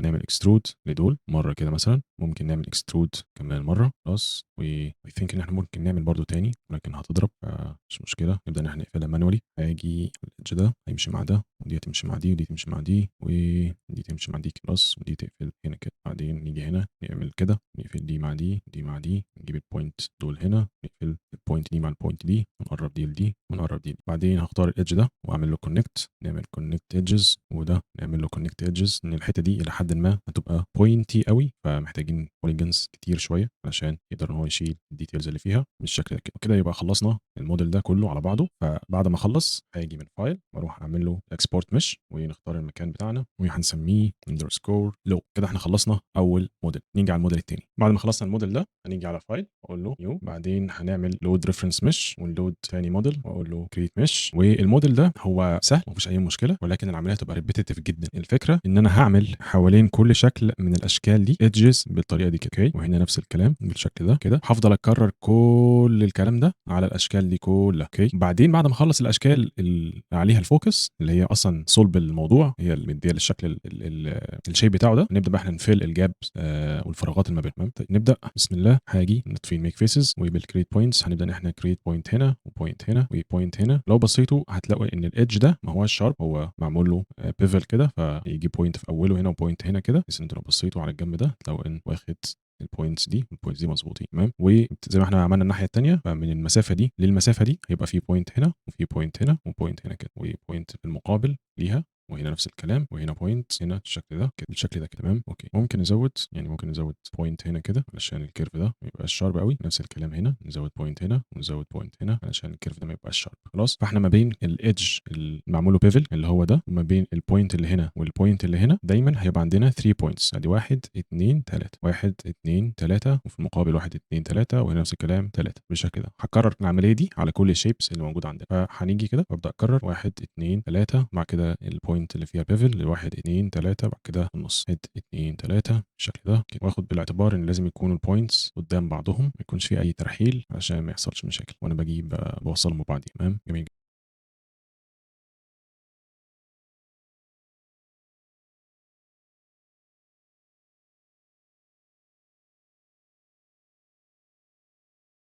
خلصنا اول جنب من الموديل بتاعنا بالشكل ده كده. نفس الستبس اللي كانت في الاول هنا كررتها على كل الاماكن دي بالشكل ده كده. بعد ما خلصنا الجنب ده، لو لفينا الموديل هنكرر كل اللي احنا عملناه لكن الناحيه الثانيه. فهنمسك اول واحده برده 2 3، بعدين البيفل 1 2 3 بالشكل ده، ونكرر بقيه الستبس على، او نكرر الستبس على بقيه الموديل بتاعنا لحد ما نخلص الجنب ده برده.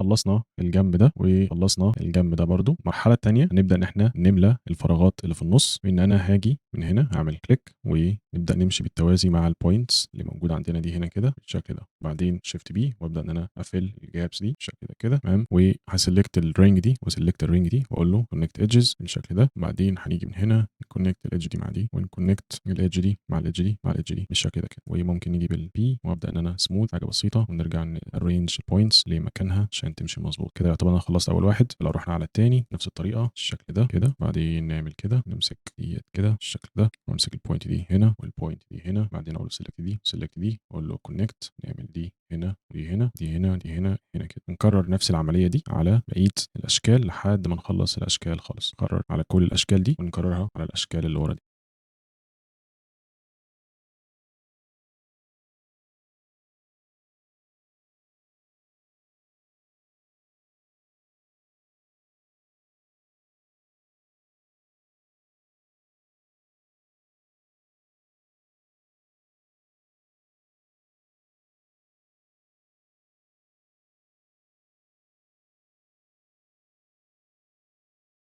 وبكده يبقى الحمد لله خلّصنا الجنبين، المكونات الأساسية للموديل بتاعنا الretopology خلّصناهم بالشكل ده كده، تمام. هنبدأ إن إحنا نfill الgaps طول ما إحنا ماشيين. الموديل بتاعنا فيه bevel في الedges، فدايمًا آخُد في بالي إننا لازم نحُط points هنا كده بالشكل ده، في الcorners بتاعتنا حاجة بالمنظر ده كده، وهنا نفس الكلام، وهنا نفس الكلام بالشكل ده، تمام.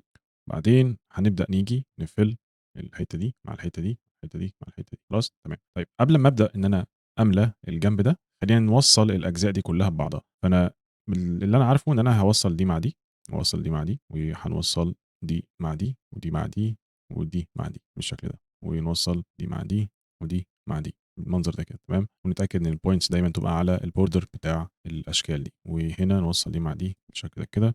أول ما أحس إن الline مش ماشي مع الcurve، فممكن إن إحنا نpush كده بpoint بالشكل ده كده، ونلحم الpoint دي هنا كده، تمام.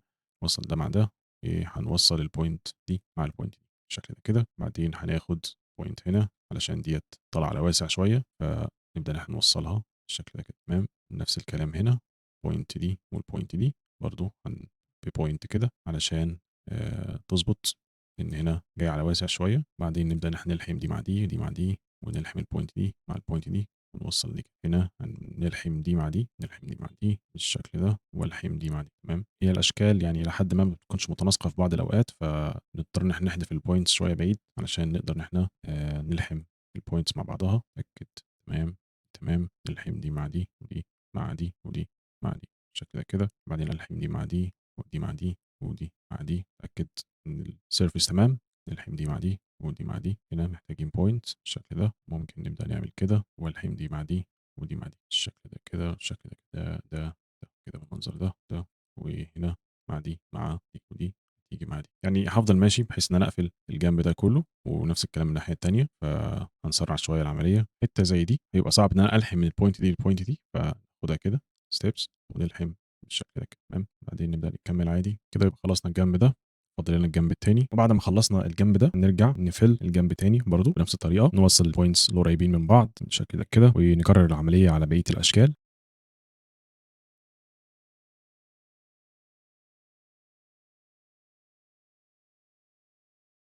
كده يبقى خلّصنا الجنبين معانا. هنبدأ بقى إيه، نملى الفراغات اللي هي الshapes السهلة. خلّصنا أصعب حاجة، فاضل لنا الshapes السهلة بس.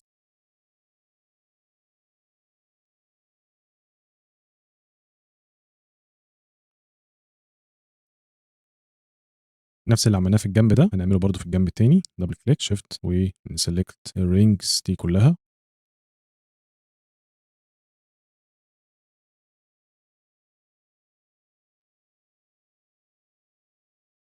بعدين من الedges connect edges، ونفس اللي إحنا عملناه هنعمله برضه في دول هنا. كل دول محتاجين نعمل لهم merge، ودي تعمل لها delete، ونعمل كده.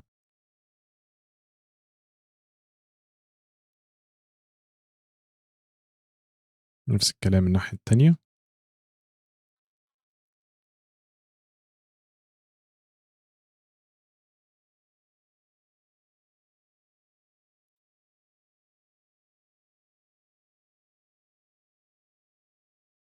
بالشكل ده كده. كده يعتبر إن إحنا خلّصنا الأشكال الأساسية كلّها خلاص، ما فيش فيها أي حاجة تتعمل، وحتى وصّلنا الbridge ما بينهم. نيجي بقى على الأجزاء دي، ونبدأ إن إحنا نعمل كده، ونبدأ إن إحنا نمشي مع نtrace الobjects اللي هي دي، اللي هي الsurface نفسه، بحيث إن إحنا نقدر نوصل لshape مضبوط.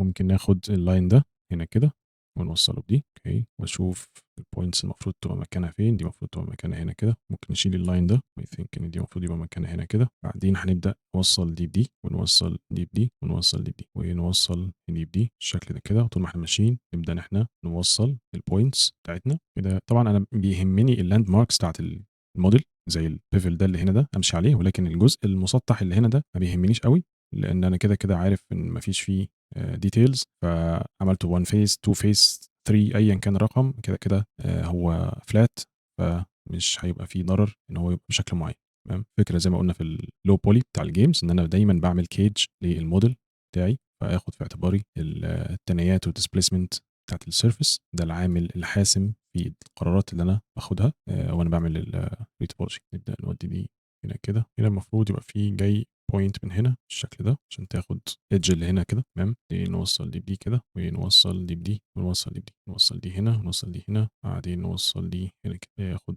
ديت معايا بالشكل ده. ممكن احنا بريدج دول مع بعض. اوكي، بريدج دول مع بعض، بريدج دول مع بعض بالشكل ده كده، لان بريدج دي ودي، بريدج دي ودي، بريدج دي. واجي على البوينت دي نعمل بريدج هنا تحت، وافضل مكمل مسافات ثابته كده كده كده، نلحم دي هنا، نلحم دي هنا، نلحم دي هنا، بعدين نلحم دي هنا بالشكل ده. هي بتبقى دلوقتي الى حد ما روتينيه برضو، مفيش فيها جديد، ولكن لو بصينا على الايدج ده، لان في المفروض يبقى في ايدجز هنا في النص قطعه الموديل ده بالشكل ده كده.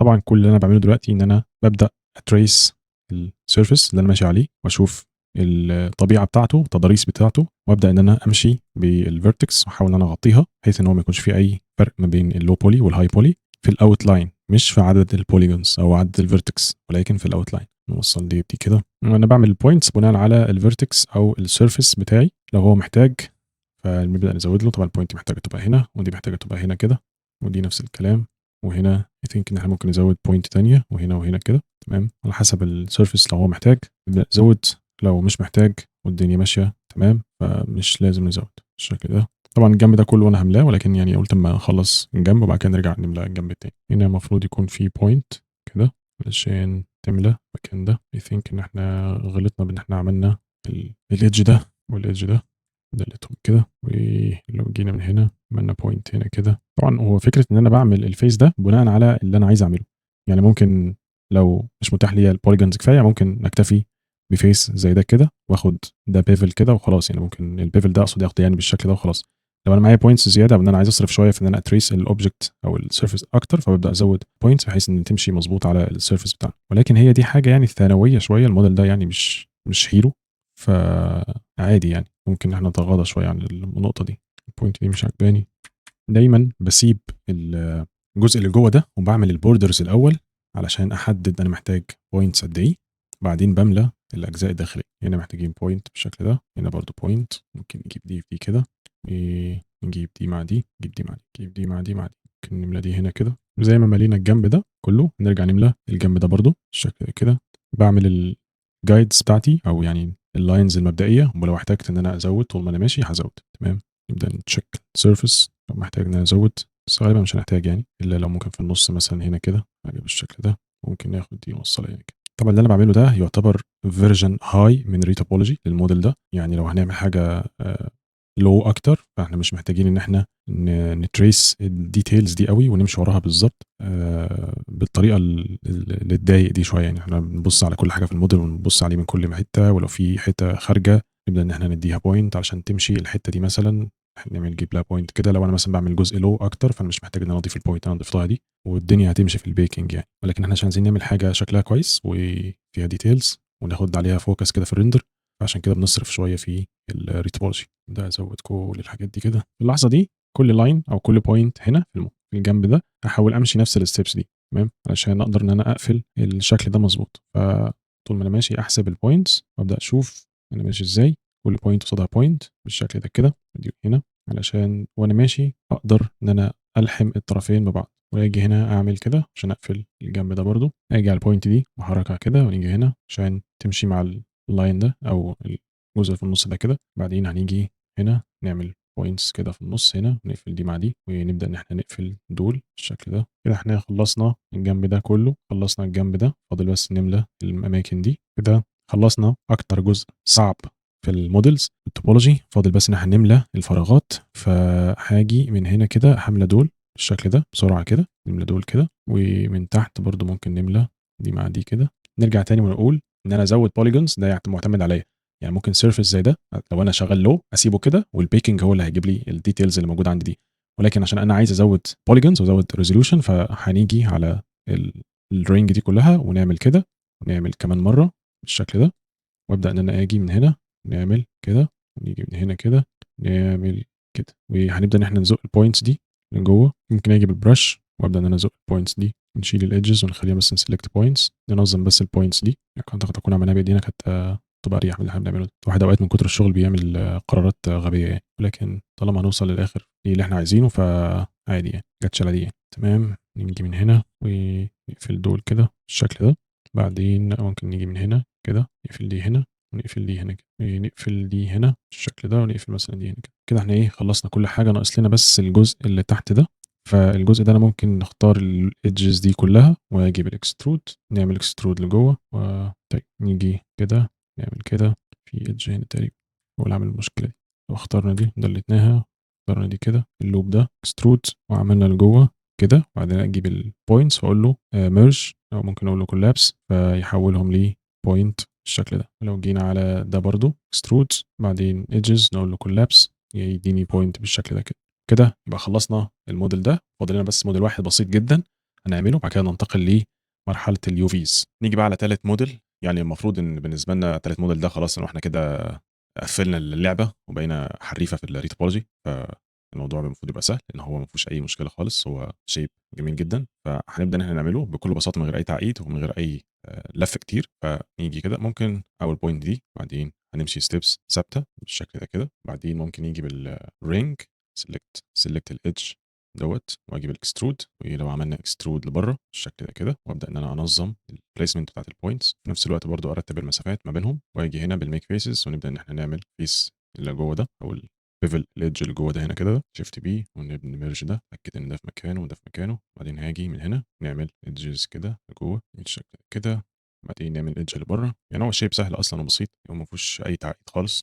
مش هنعمله tracing يعني بالتفصيل الممل، هنسيب البيكنج هو اللي يدينا التفاصيل بتاعة الإدجات والتكسيرات والحاجات دي، ونشوف النتيجة شكلها عامل إزاي يعني في البيكنج. تمام، بعدين نيجي من هنا كده نمشي نفس الخطوات دي، نقفل الجنب ده برضه، بعدين نيجي على دي برضه بنفس الطريقة.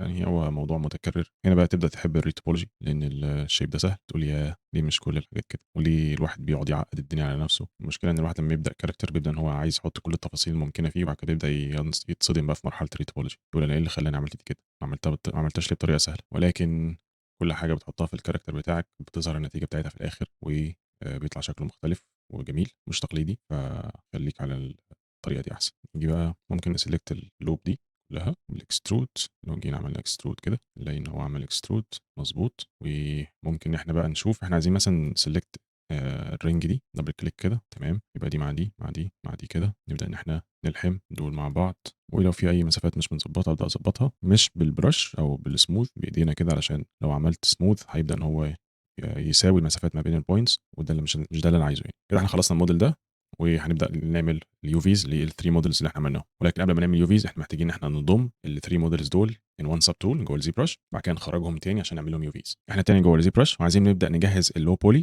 علشان نعمل له UVs، بعد كده نروح لمرحلة البيكنج. فده الهاي بولي اللي موجود عندنا جوه الZBrush، فهاخده الأول، نيجي من subtool ونعمل merge واقول له merge visible، هيجي عندنا بالشكل ده. زي ما قلنا إن إحنا هنشتغل على الجزء ده بس، فأنا كنترول شيفت ونسلكت ده، وبعد كده أعمل delete للhidden خلاص، ويبقى عندي هو ده الهاي بولي بتاعي. تمام، طيب خلينا نعمل كده rename ونسميه هاي بولي، بعدين هنبدأ إن إحنا نعمل append ونعمل import للمودلز اللو بتاعتنا. فهاجي هنا كده أول موديل اللي هو ده، غير بس الكالر، بعدين نعمل duplicate، نعمل import الموديل التاني اللي هو دوت duplicate import الموديل التالت اللي هو ده، وهنعمل فولدر ليهم ونسميه، نعمل كنترول اف، بعد كده نسميه low، وننزل تحت كده نضم دول كلهم للفولدر، فبقى عندنا الهاي وعندنا اللو خلاص.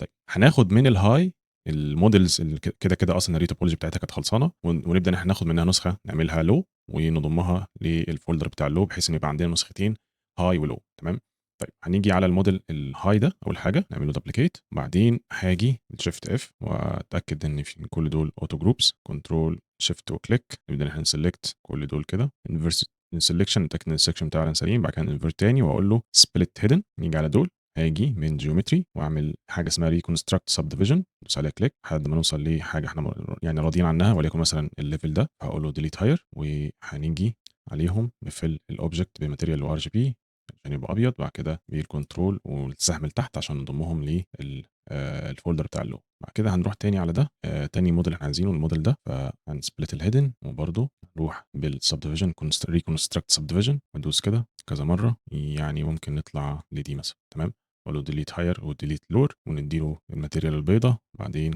كنترول وسهم لتحت عشان يخش جوه الفولدر. نيجي لده ونديليت الهيدن، بعدين جيومتري ريكونستراكت، ممكن كمان مره كمان مره يعني كده. تمام، اقول له ديليت الهاير كده، كنترول ونزله في الفولدر. بعد كده احنا عندنا ده اللو بولي، وعندنا ده الهاي بولي خلاص. فهنيجي على ده خلاص ونعمل له سبليت، بعدين هاجي نحطه هنا كده واقول له ميرج داون، بعدين هنعمل دبليكيت وهنيجي الالت ونعمل كده الجزم بتاعنا هنا ونتاكد ان دي موجوده، نعمل لها روتيت 180 درجه، يبدا احنا نريبليس الرينج دي في مكانها بالشكل ده كده مثلا، نيجي نخلي الجزم بتاعنا فوق يعني حاجه كده خلاص. بعدين كنترول شيفت ونسبلت، وديت كنترول شيفت ونعمل سبليت، وهناخد دي فوق وناخد دي فوق، نضم الهاي بولي لبعضه ميرج داون ميرج داون خلاص. يبقى كده عندنا النسخه الهاي بولي وعندنا النسخه اللو بولي اللي هي خلاص تمام.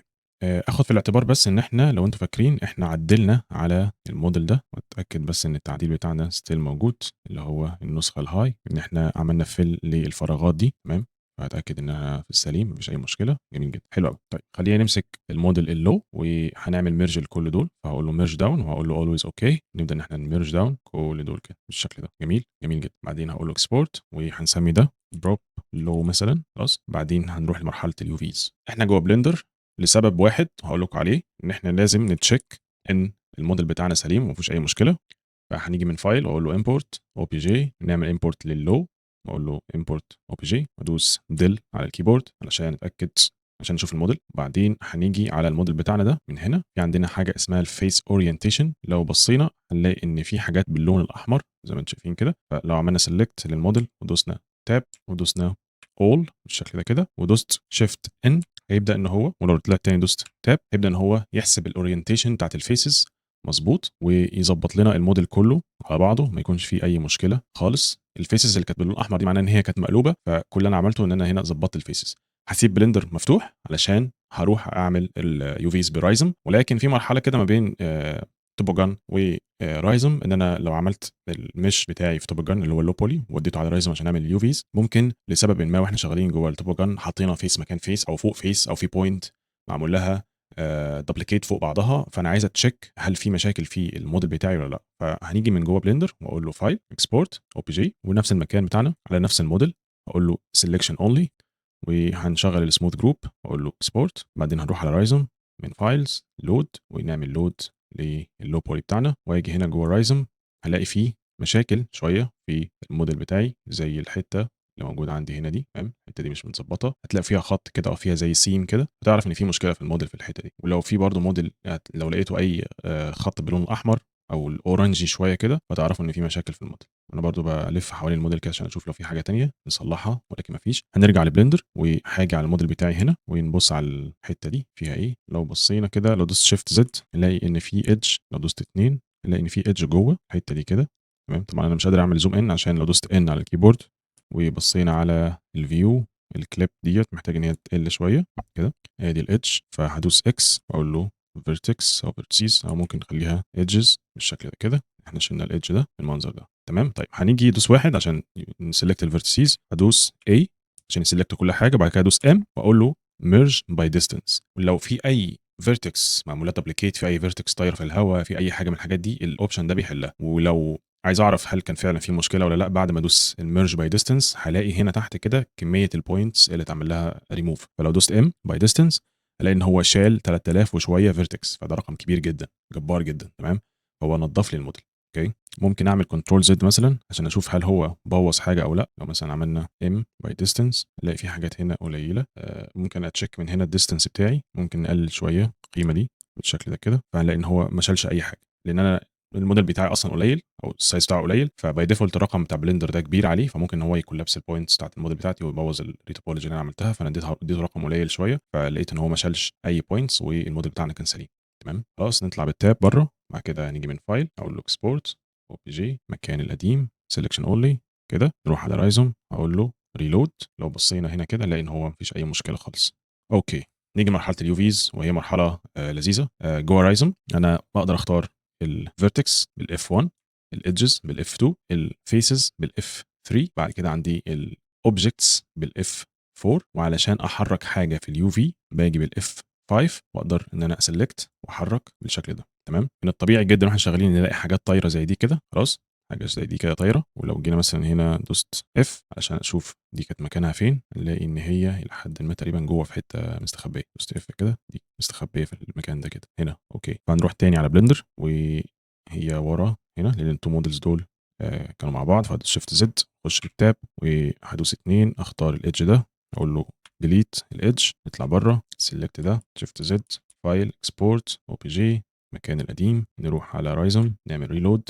خلاص طبعا هو في هنا تداخل في الرينج دي، بس دي سهله نحلها يعني، مش مشكله بعد ما نخلص اليوفيز، مفيش اي مشكله خالص ان احنا نحلها. تمام، طيب نمسك اول موديل، هدوس اف 4، نسلكت ده، بس عايز اتاكد ان ما اعرفش ليه الكيبورد مش عايز ان هو يابديت فول بتاع، بس ماشي هقول انا الخطوات اللي بعملها. هنسلكت دي وادوس اي على الكيبورد، وبعد كده هنخش بالاف 2، هاجي جوه هنا كده، ادوس على دي، دبل كليك، وادوس سي عشان يعمل كات. اول ما هعمل كات هلاقي ان السيم لونها اتغير بالشكل ده. بعدين انا لو خرجت بالاي تاني، عايزين نعمل السيم في حته بقى صايعه مش باينه، لو انتوا فاكرين ان دي كانت يعني جايه من ودان الكاركتر، فممكن في الحته اللي فوق دي هنا كده مثلا كده نعمل السيم الثانيه، وادوس سي ونختار الموديل ده كله، هدوس يو اي عشان يعمل ايزوليت، وادوس او، ممكن ادوس كنترول شيفت في علشان يعمل ستريتن او يخليها ستريت بالشكل ده كده، ونلفها شويه حاجه بالشكل ده، او لو جيت من هنا كده عملت روتيت بالمنظر ده كده. خلاص كده انا خلصت اول موديل. بعد كده ادوس اي، وبعد كده نيجي على الموديل الثاني وليكن ده، هدوس اي، والموديل ده سهل برده مش صعب، هاجي بالاف 2 عشان اخش جوه الايدجز وسلكت ده واعمل كات، اتاكد ان انا عامل سelection مظبوط، ممكن بلاش نسلكت، خلينا نسلكت ده ونشيل دول. خلاص وندوس سي، واجي هنا نسلكت كليك، واجي بالشيفت ونبدا نمشي بالشيفت كده، شيفت كليك شيفت كليك شيفت كليك، وادوس سي. جميل جميل. عايزين نعمل السيم بقى من جوه، فاحنا هنيجي من هنا ونعمل السيم بتاعتنا من جوه هنا كده بالشيفت، وبمشي كده لحد ما اقفل دي، وبعد كده ادوس سي. بعدين هدوس اف 4 ونسلكت كل دول، يو او بي تقيله علشان يعمل لها باك بالمنظر ده، هنشد دول بره مش عايزينهم، هنيجي على دي. خلاص هنفرد الاول خالص، وبعد كده نبدا ان احنا الحاجات اللي زي دي نعملها ستريتنج، لان انا دوست كنترول شيفت في يبدا ان هو يبوظها، فهقول لكم ازاي تعملوا ستريتنج ليها بطريقه مظبوطه. هدوس اي، بعد كده نختار الموديل الثاني ده وادوس اي، وبنفس الطريقه اف 2 ونختار بالشيفت كليك بالشكل ده، كات سي، بعدين نيجي هنا كات سي، ونيجي على الايدج ده نطلع فوق كده بالشيفت كليك شيفت كليك شيفت كليك لحد ما نقفل الايدج ده كله، ادوس سي. بعدين هنيجي بالاف 4، سيلكت كل دول، يو او بي، ونخليهم بره، ادوس اي، وده برده ممكن نطلعه بره. انا بطلع كل حاجه بره علشان افضي نفسي، اقول دي الحاجات اللي خلصت خلاص فانا مش محتاجها، فبحطها بره هنا واركز بقى على الحاجات اللي جوه هنا دي كده. هنيجي على ده وادوس اي، ده سهل جدا لان الموديلنج بتاعه كان سهل، فبالتالي اليو فيز هتبقى سهله.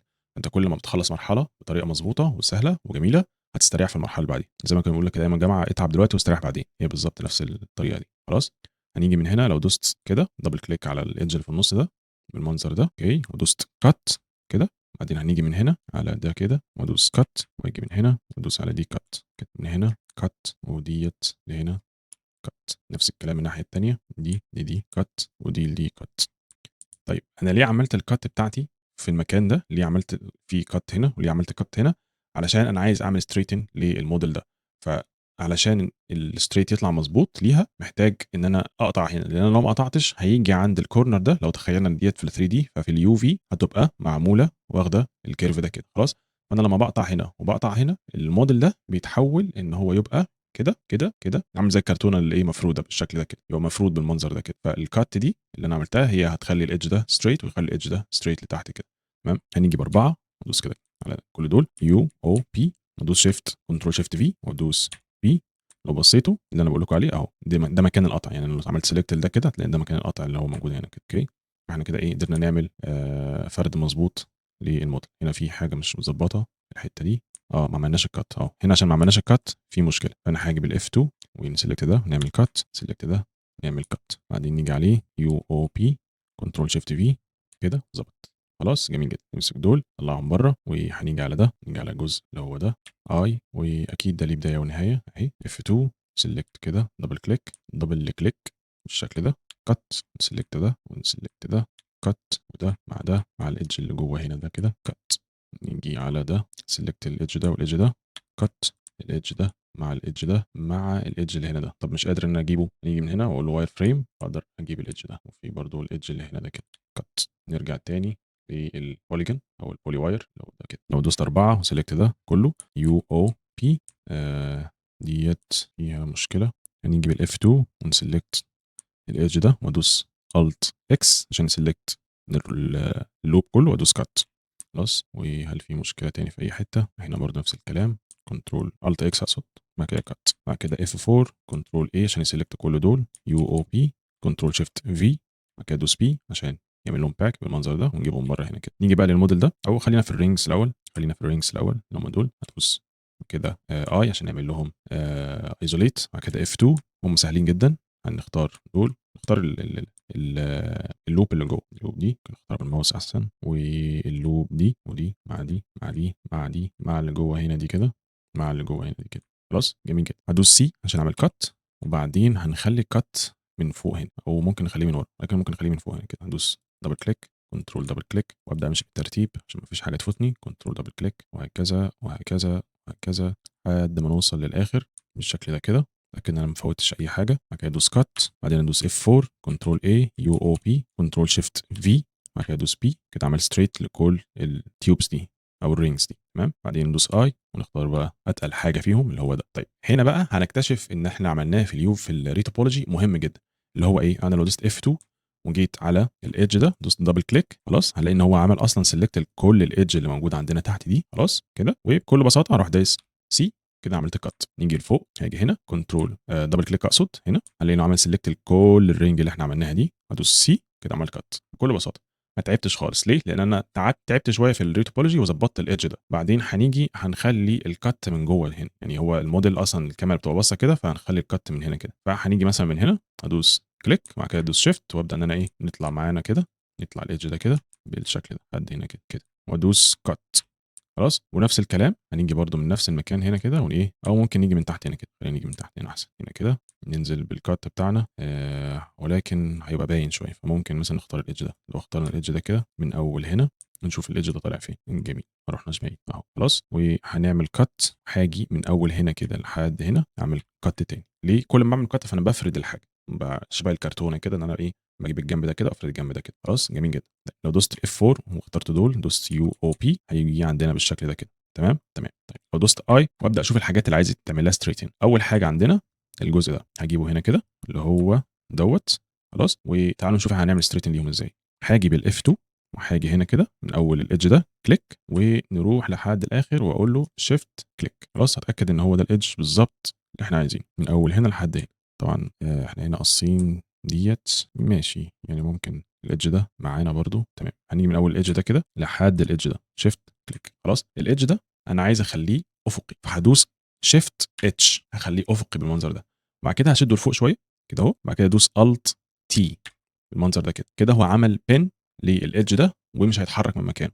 لو دوست اف 4 واخترت الايلاند دي ودوست او عشان يعمل اوبتمايز، او لو جيت من فوق هنا كده دوست اوبتمايز بالشكل ده، هلاقي ان هو بيحافظ على الايدج ده ستريت وما بيلمسوش ابدا. خلاص. نفس الطريقه اف 2 هنيجي على الايدج اللي تحت ده، وهنا شيفت كليك عشان سيلكت كل اللوب دي، هدوس شيفت اتش وانزل الايدج ده لتحت شويه واقول له الت تي. خلاص. وبالاف 4 هنختار ده برضه، دوس او، يبدا ان هو برضه يستريتن الايدج اللي تحت. هنيجي على الايدج ده من اول هنا كده لحد هنا، ادوس شيفت كليك، والمره دي هدوس شيفت في اللي انا عايزه اخليه فيرتيكال راسي. هدوس شيفت في وبعد كده اشده لبره، بعد كده ادوس الت في، هلاقي اللون اتغير بالشكل ده. نفس الكلام اللي هنا، ندوس كده كليك، شيفت كليك، شيفت في، بعدين نشده لبره، ندوس الت في، واف 4 سيلكت ده، وهدوس اوبتمايز او او بالشكل ده كده. هلاقي ان هو حول لي الايلاند دي كلها لحاجه ستريتن، بقت جميله جدا. كده انا ايه، خلصت اول واحد. نيجي لده بنفس الطريقه، عايزين نخليه كده. خلاص. وبنفس الطريقه برضو هاجي بالاف 2 على الايدج ده، نروح شيفت كليك على الايدج ده، شيفت اتش، نشد الايدج ده لبره، الت تي. طب ليه انا بشده لبره؟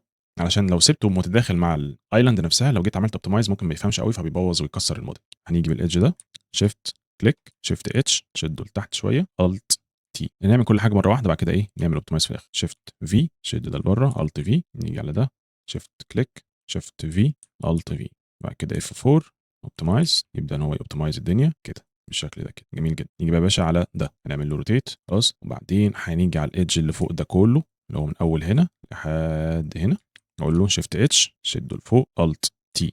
نيجي على اللي تحت ده، من اول هنا لحد هنا، شيفت اتش، شده لتحت، الت تي.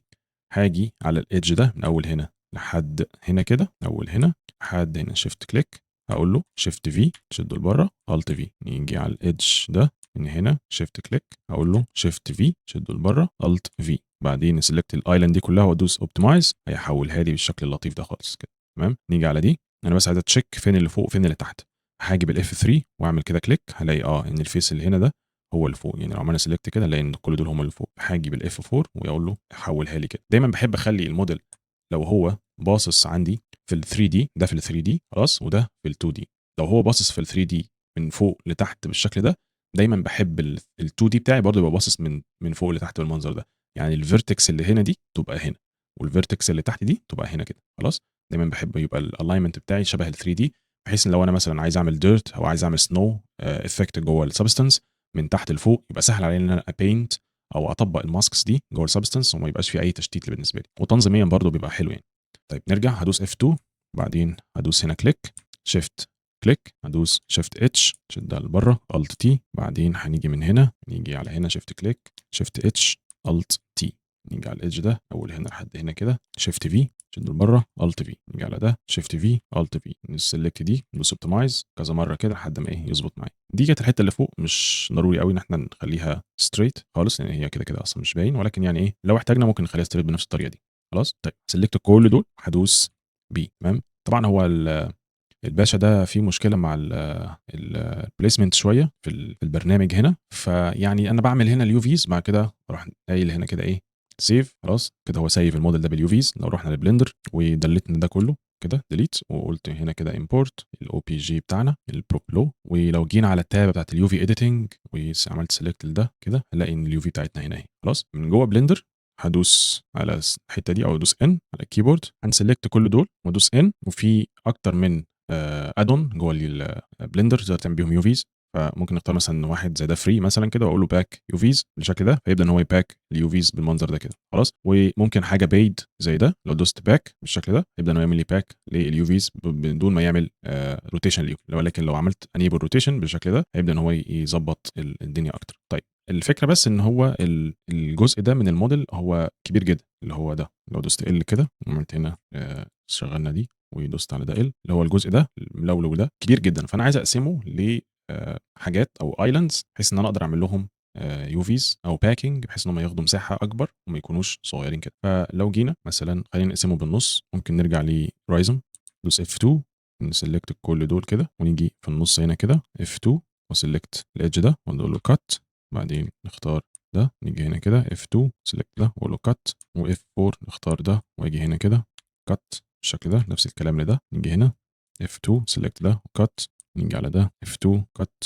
على ده برضو نفس الكلام F2 كات خلاص. وده برضو نفس الكلام F2 كات، ده نمسك ده كده F2 كات، نمسك ده F2 كات. الفكره ان انا دلوقتي لو عملت كنترول A وعملت P هيبدا ان هم ياخدوا مساحه اكبر شويه في اليوفي فيبقى الطف بالنسبه لنا. بعدين هنعمل سيف ونروح على بلندر، اقول له نطلع بره بس الاوبجكت مود اكس عشان يدلت، بعدين هنروح لفايل تاني نعمل امبورت تاني للاو بي جي سيلكت اول ونسلكت ده وندوس تاب وندوس كده، ولو جينا هنا كده وعملنا باك هيبدا ان هو يعمل لي باك للموديل بتاعي بالشكل ده كده بكل لذاذه ولطافه ومن غير اي مشاكل تمام. في عندنا حاجه اسمها المارجن اللي هو المسافات ما بين اليوفيز، هي كانت 0.003 انا خليتها 0.002، هعمل باك تاني بحيث ان هو يقلل لي شويه المسافات ما بين اليوفيز بالشكل ده. ممكن يعني مش قوي، ممكن نخليها مثلا 25 كده واقول له باك، لو خليناها 3 قلت له باك هتبقى بالشكل ده كده تمام. ده الفرق ما بين اليوفيز بالمنظر ده كده كده. دي فائده اليوفيز للموديل ده كله. فهنيجي عليه واقول له اكسبورت او بي جي وفي المكان بتاعنا تمام.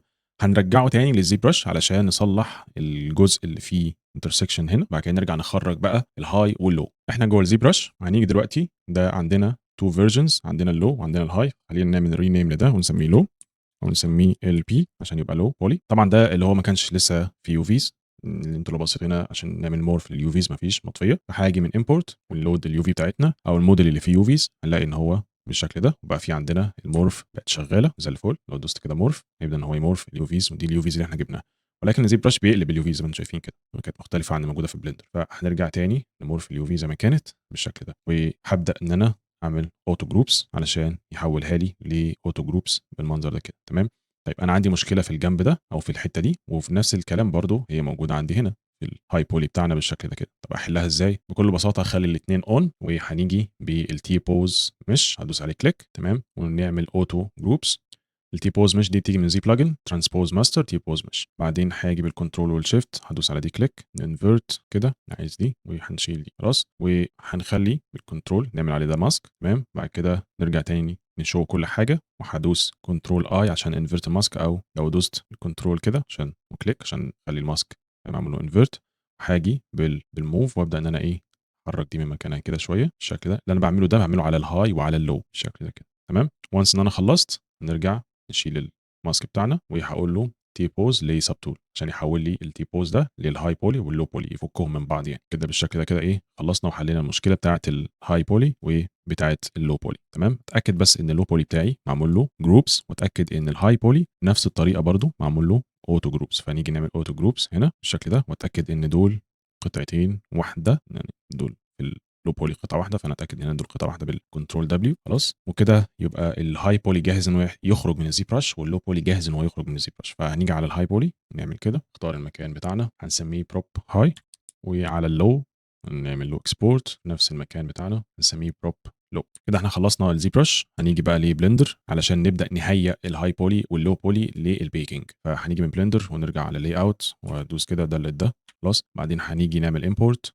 للاوبجكتس بتاعتنا اللو، وهنعمل حاجه اسمها سبليت باي اوبجكت او ممكن سبليت باي جروب. في الحالتين كده كده لو عملنا مثلا سبليت باي اوبجكت ودوست امبورت هلاقي ان هو جابه لي قطعه واحده خلاص. فاحنا ده مش ده اللي احنا عايزينه. هنيجي من فايل اقول له امبورت تاني، اقول له بدل سبليت باي اوبجكت خلينا نعمل سبليت باي جروب اللي هي الاوتو جروبس او البولي جروبس بتاعت الزي برش، ونختار الاوبجكت بتاعنا واقول له امبورت. هلاقي ان هو فاككهم لي بالشكل ده كده خلاص. وانا جوه بلندر هدوس ام نيو كولكشن هنسميها لو، وادوس انتر كمان انتر كده. هو حط لي الموديل بتاعي ده في كولكشن او في فولدر اسمه لو. بعدين هنيجي فايل امبورت او بي جي نختار الهاي نفس الكلام سبليت باي جروب، اقول له امبورت هياخد بس وقت قبل ما يحمله. بعدين وانا عامل برضو عليه سيلكت على الهاي هدوس ام نيو كولكشن وهنسميها هاي انتر مرتين كده كده. حط لي في الهاي وعندنا في اللو خلاص. سو هنا بيقول لي ان انت عندك في الهاي 21 اوبجكت وعندك في اللو 20 اوبجكت 21 عشان دول مفصولين من بعض تمام مش مشكله. فاحنا ممكن نعمل هايد للو. بعدين هاجي على دي ودي خلاص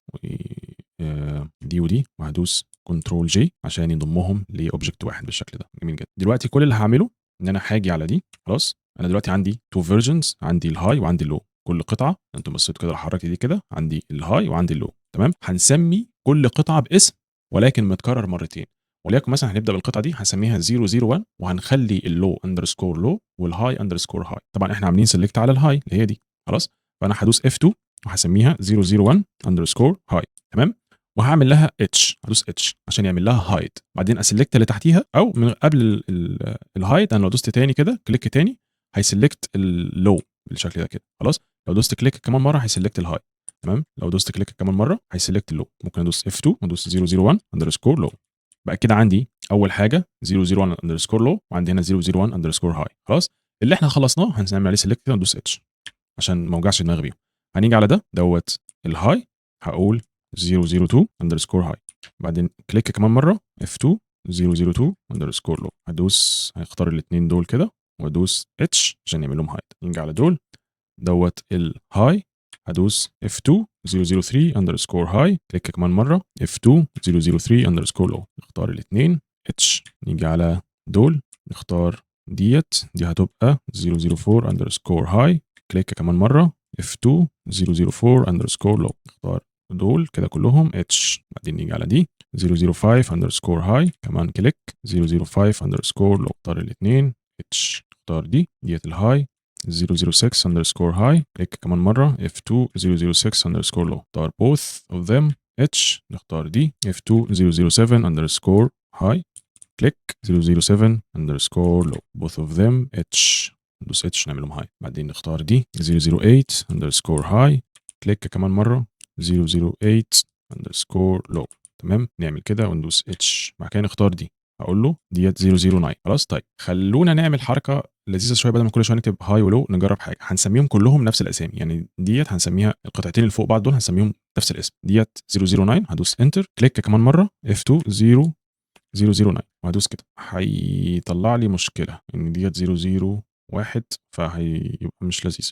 طيب خلينا نخليها كده تمام. خليها كده. هنسلكت الاثنين دول وادوس اتش وهاجي على ده اللي هو الهاي هادوس 0 10 اللي هو 0 1 0، وبعدين هكليك كمان مره F2 0 10 0 1 0 كده خلاص، وهدوس على اختار الاثنين دول، دوس اتش واجي على ده دوت 0 11 واللي تحتيه كليك F2 0 11 واختار الاثنين وندوس اتش، نيجي على ده 0 12 اختار اللي تحتيه 0 12 اختار دول كده وادوس اتش، نيجي على ده 0 13 اختار اللي تحتيه 0 13 نعمل لهم اتش، نيجي على ده 0 14 كليك F2 0 14 select both of them دوس اتش، نيجي على ده برضو 15 كليك كمان مره F2 15 اتش، نيجي على ده 16 كليك كمان مره F2 16 both of them اتش، نيجي على ده 0 17 كليك 0 17 both of them دوس اتش، بعدين هنيجي على ده 0 18 كليك كمان مره 0 18 both of them دوس اتش، وده يبقى 0 19 كليك F2 0 19 اختار الاثنين وادوس اتش، نيجي على ده 0 20 كليك على تحتيه F2 0 20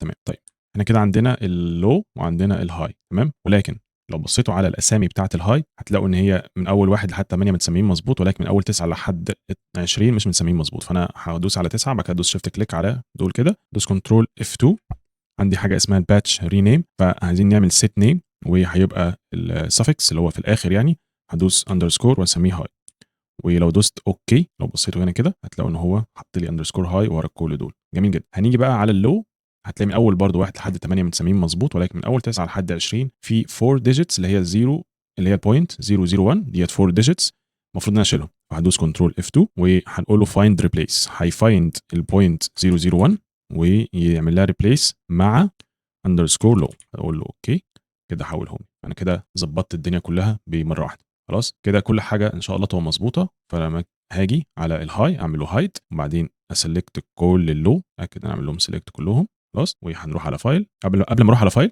خلينا نعمل ماتيريال، وخلونا ان احنا نسمي ماتيريال جديده، نعمل ماتيريال جديده نديليت تمام تحمل ماشي، نعمل ماتيريال جديده وهنسميها بروب خلاص، وممكن مثلا m_prop كده، جميل جميل. هنسلكت واحد فيهم اللي هو معمول عليه البروب اللي هو اي ثينك رقم 20، نسلكت واحد فيهم اللي هو 001، بعد كده نيجي من هنا اقول له اختار الام بروب، بعدين هقول له سيلكت اول، بعدين هخلي دي في الاخر، هي ابلاي الماتيريال على كل اللو اوبجكتس اللي موجودين عندنا تمام. لو بصيتوا كده على لو عملنا سيلكت على الاوبجكت هتلاقي الماتيريال اسمها ام دروب دي موجوده رقم هنا 20، فمعنى ان هي ابلايد على 20 اوبجكت اللي هم اللو. بعد كده اعمل لهم سيلكت ومن الفايل هروح اقول له اكسبورت او بي جي بروب لو، اتاكد ان السلكشن اونلي هو اللي شغال وان الماتيريالز موجوده علشان يخرج اللو فقط، لان لو السلكشن اونلي دي مش موجوده هيخرج اللو والهاي وهيخرج كل حاجه في الفايل فمش تبقى مظبوطه. وهعمل اكسبورت بعد ما يخلص هنقفل اللو ونشغل الهاي، سيلكت اول فايل اكسبورت او بي جي ومكان الهاي بالشكل ده كده، وكده ابقى جاهز ان انا اروح للسبستنس وابدا نعمل بيكنج. احنا جوه السبستنس فهنروح من فايل هقول له نيو، بما اننا التارجت بتاعنا هيبقى انريل انجن فدايما بختار التمبلت بتاعتي انريل، وهنيجي من فايل هقول له سيلكت نختار المكان بتاعنا نختار اللو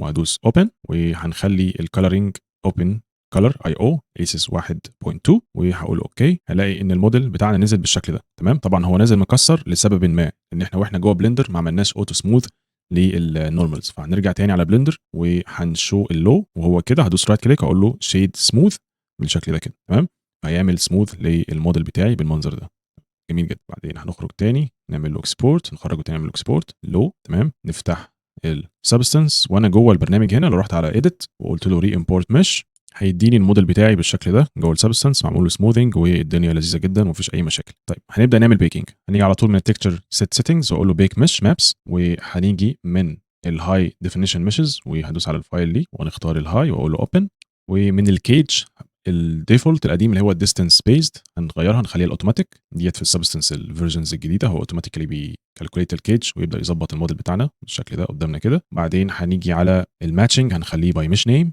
لو بصيتوا كده هتلاقوا ان كل اوبجكت لو قدامه الاوبجكت الهاي بتاعه مفيش اي مشاكل خالص تمام. هنيجي على المش ماب بيكرز دي وهنروح على الثيكنس نقول له بدل ما هي اولويز هنخليها باي مش نيم، وفي الكيرفتشر برضو باي مش نيم، وفي الامبيانت اوكلوجن باي مش نيم خلاص. وهنيجي نخلي الاوتبوت سايز 4K طبعا عشان انا عارف ان الخطوات تمام مفيش اي مشكله، فانا بعمل البيكنج على السايز ده، ولكن لو انا لسه بتست وعايز اشوف في مشاكل ولا لا فبقلل السايز بتاعت البيكنج وليكن مثلا خليها 512 اتاكد ان كل حاجه مظبوطه ومفيش اي مشاكل، بعد كده ابدا اعلي الريزولوشن عشان هي بتاخد وقت شويه في عملها يعني. وهنيجي على الانتي الايزنج نخليها على حاجه 64 واقول له بيك ونستناه لحد ما يخلص. دلوقتي هو بيعمل حاجه اسمها النورمال ماب او اللي هي السبيس نورمال، ولكن ديت اي ثينك دي نورمال ماب تمام، دي النورمال ماب في البدايه، وحتى هو قايلها، وبعد كده دي السبيس نورمال ديت الامبيانت اوكلوجن. هتلاقي الماب اللي بيحسبها هتلاقيه موجوده هنا اهي، موجوده هنا كده تمام. الامبيانت اوكلوجن هتاخد وقت شويه هي والكيرفتشر، ولكن يعني ايه، ادينا بتفرج على البروسيس يعني. بعد كده البوزيشن والكيرفتشر والثيكنس، وبيخلص كل حاجه. دي اخر حاجه خالص اللي هي الثيكنس. الثيكنس دي اللي هو بيقيس بيها ثيك مدى تخانه المودلز، بيدينا ماب ابيض اسود بناء عليها يعني، عشان نعرف المودلز التخينه شويه والموديل الرفيعه او السميكه والرفيعه. وبعد ما خلصنا هندوس ريتيرن تو بينتنج مود، ويدينا الموديل بتاعنا بالشكل ده، والبيكنج معمول له كل حاجه في السليم وجميل جدا ومفيش اي مشاكل زي ما انتم شايفين كده، كل حاجه جميله تمام، مفيش اي مشاكل خالص بالمنظر ده كده تمام. طيب عشان اتشيك اللي انا عملته ده، اليو في السليمه برده مفيش اي مشكله، مفيش اي ستريتشنج، كل الحاجات دي هنجيب اي حاجه، اي ماتيريال، وليكن مثلا الماتيريال دي، ونحطها هنا كده، ونخلي التايلنج مثلا 3 مثلا او 5، اي حاجه، اي تايلنج بالشكل ده كده. وكل ما تلف كده حوالين الموديل هتلاقي ان الدنيا تمام. ممكن نزود التايلنج مثلا شويه حاجه كده عشان نبين التايلنج، هتلاقوا ان الدنيا تمام جدا ومفيش اي ستريتشنج، واليو فيز متطبقه مظبوط على الموديل، مفيش اي حاجه بالشكل ده كده تمام. وبكده يبقى خلصنا الفيديو ده، وجبنا المراحل كلها من البدايه للنهايه. لو انتوا وصلتوا للمرحله دي من الفيديو فاكيد المحتوى عجبكم، فما تنسوش اللايك والشير والكومنتس. ولو عندكم اي اقتراحات لاي حاجه محتاجين ان انا اشرحها بعد كده سيبوها لي تحت في الكومنتس. اشوفكم فيديو جديد، والسلام عليكم ورحمه الله وبركاته.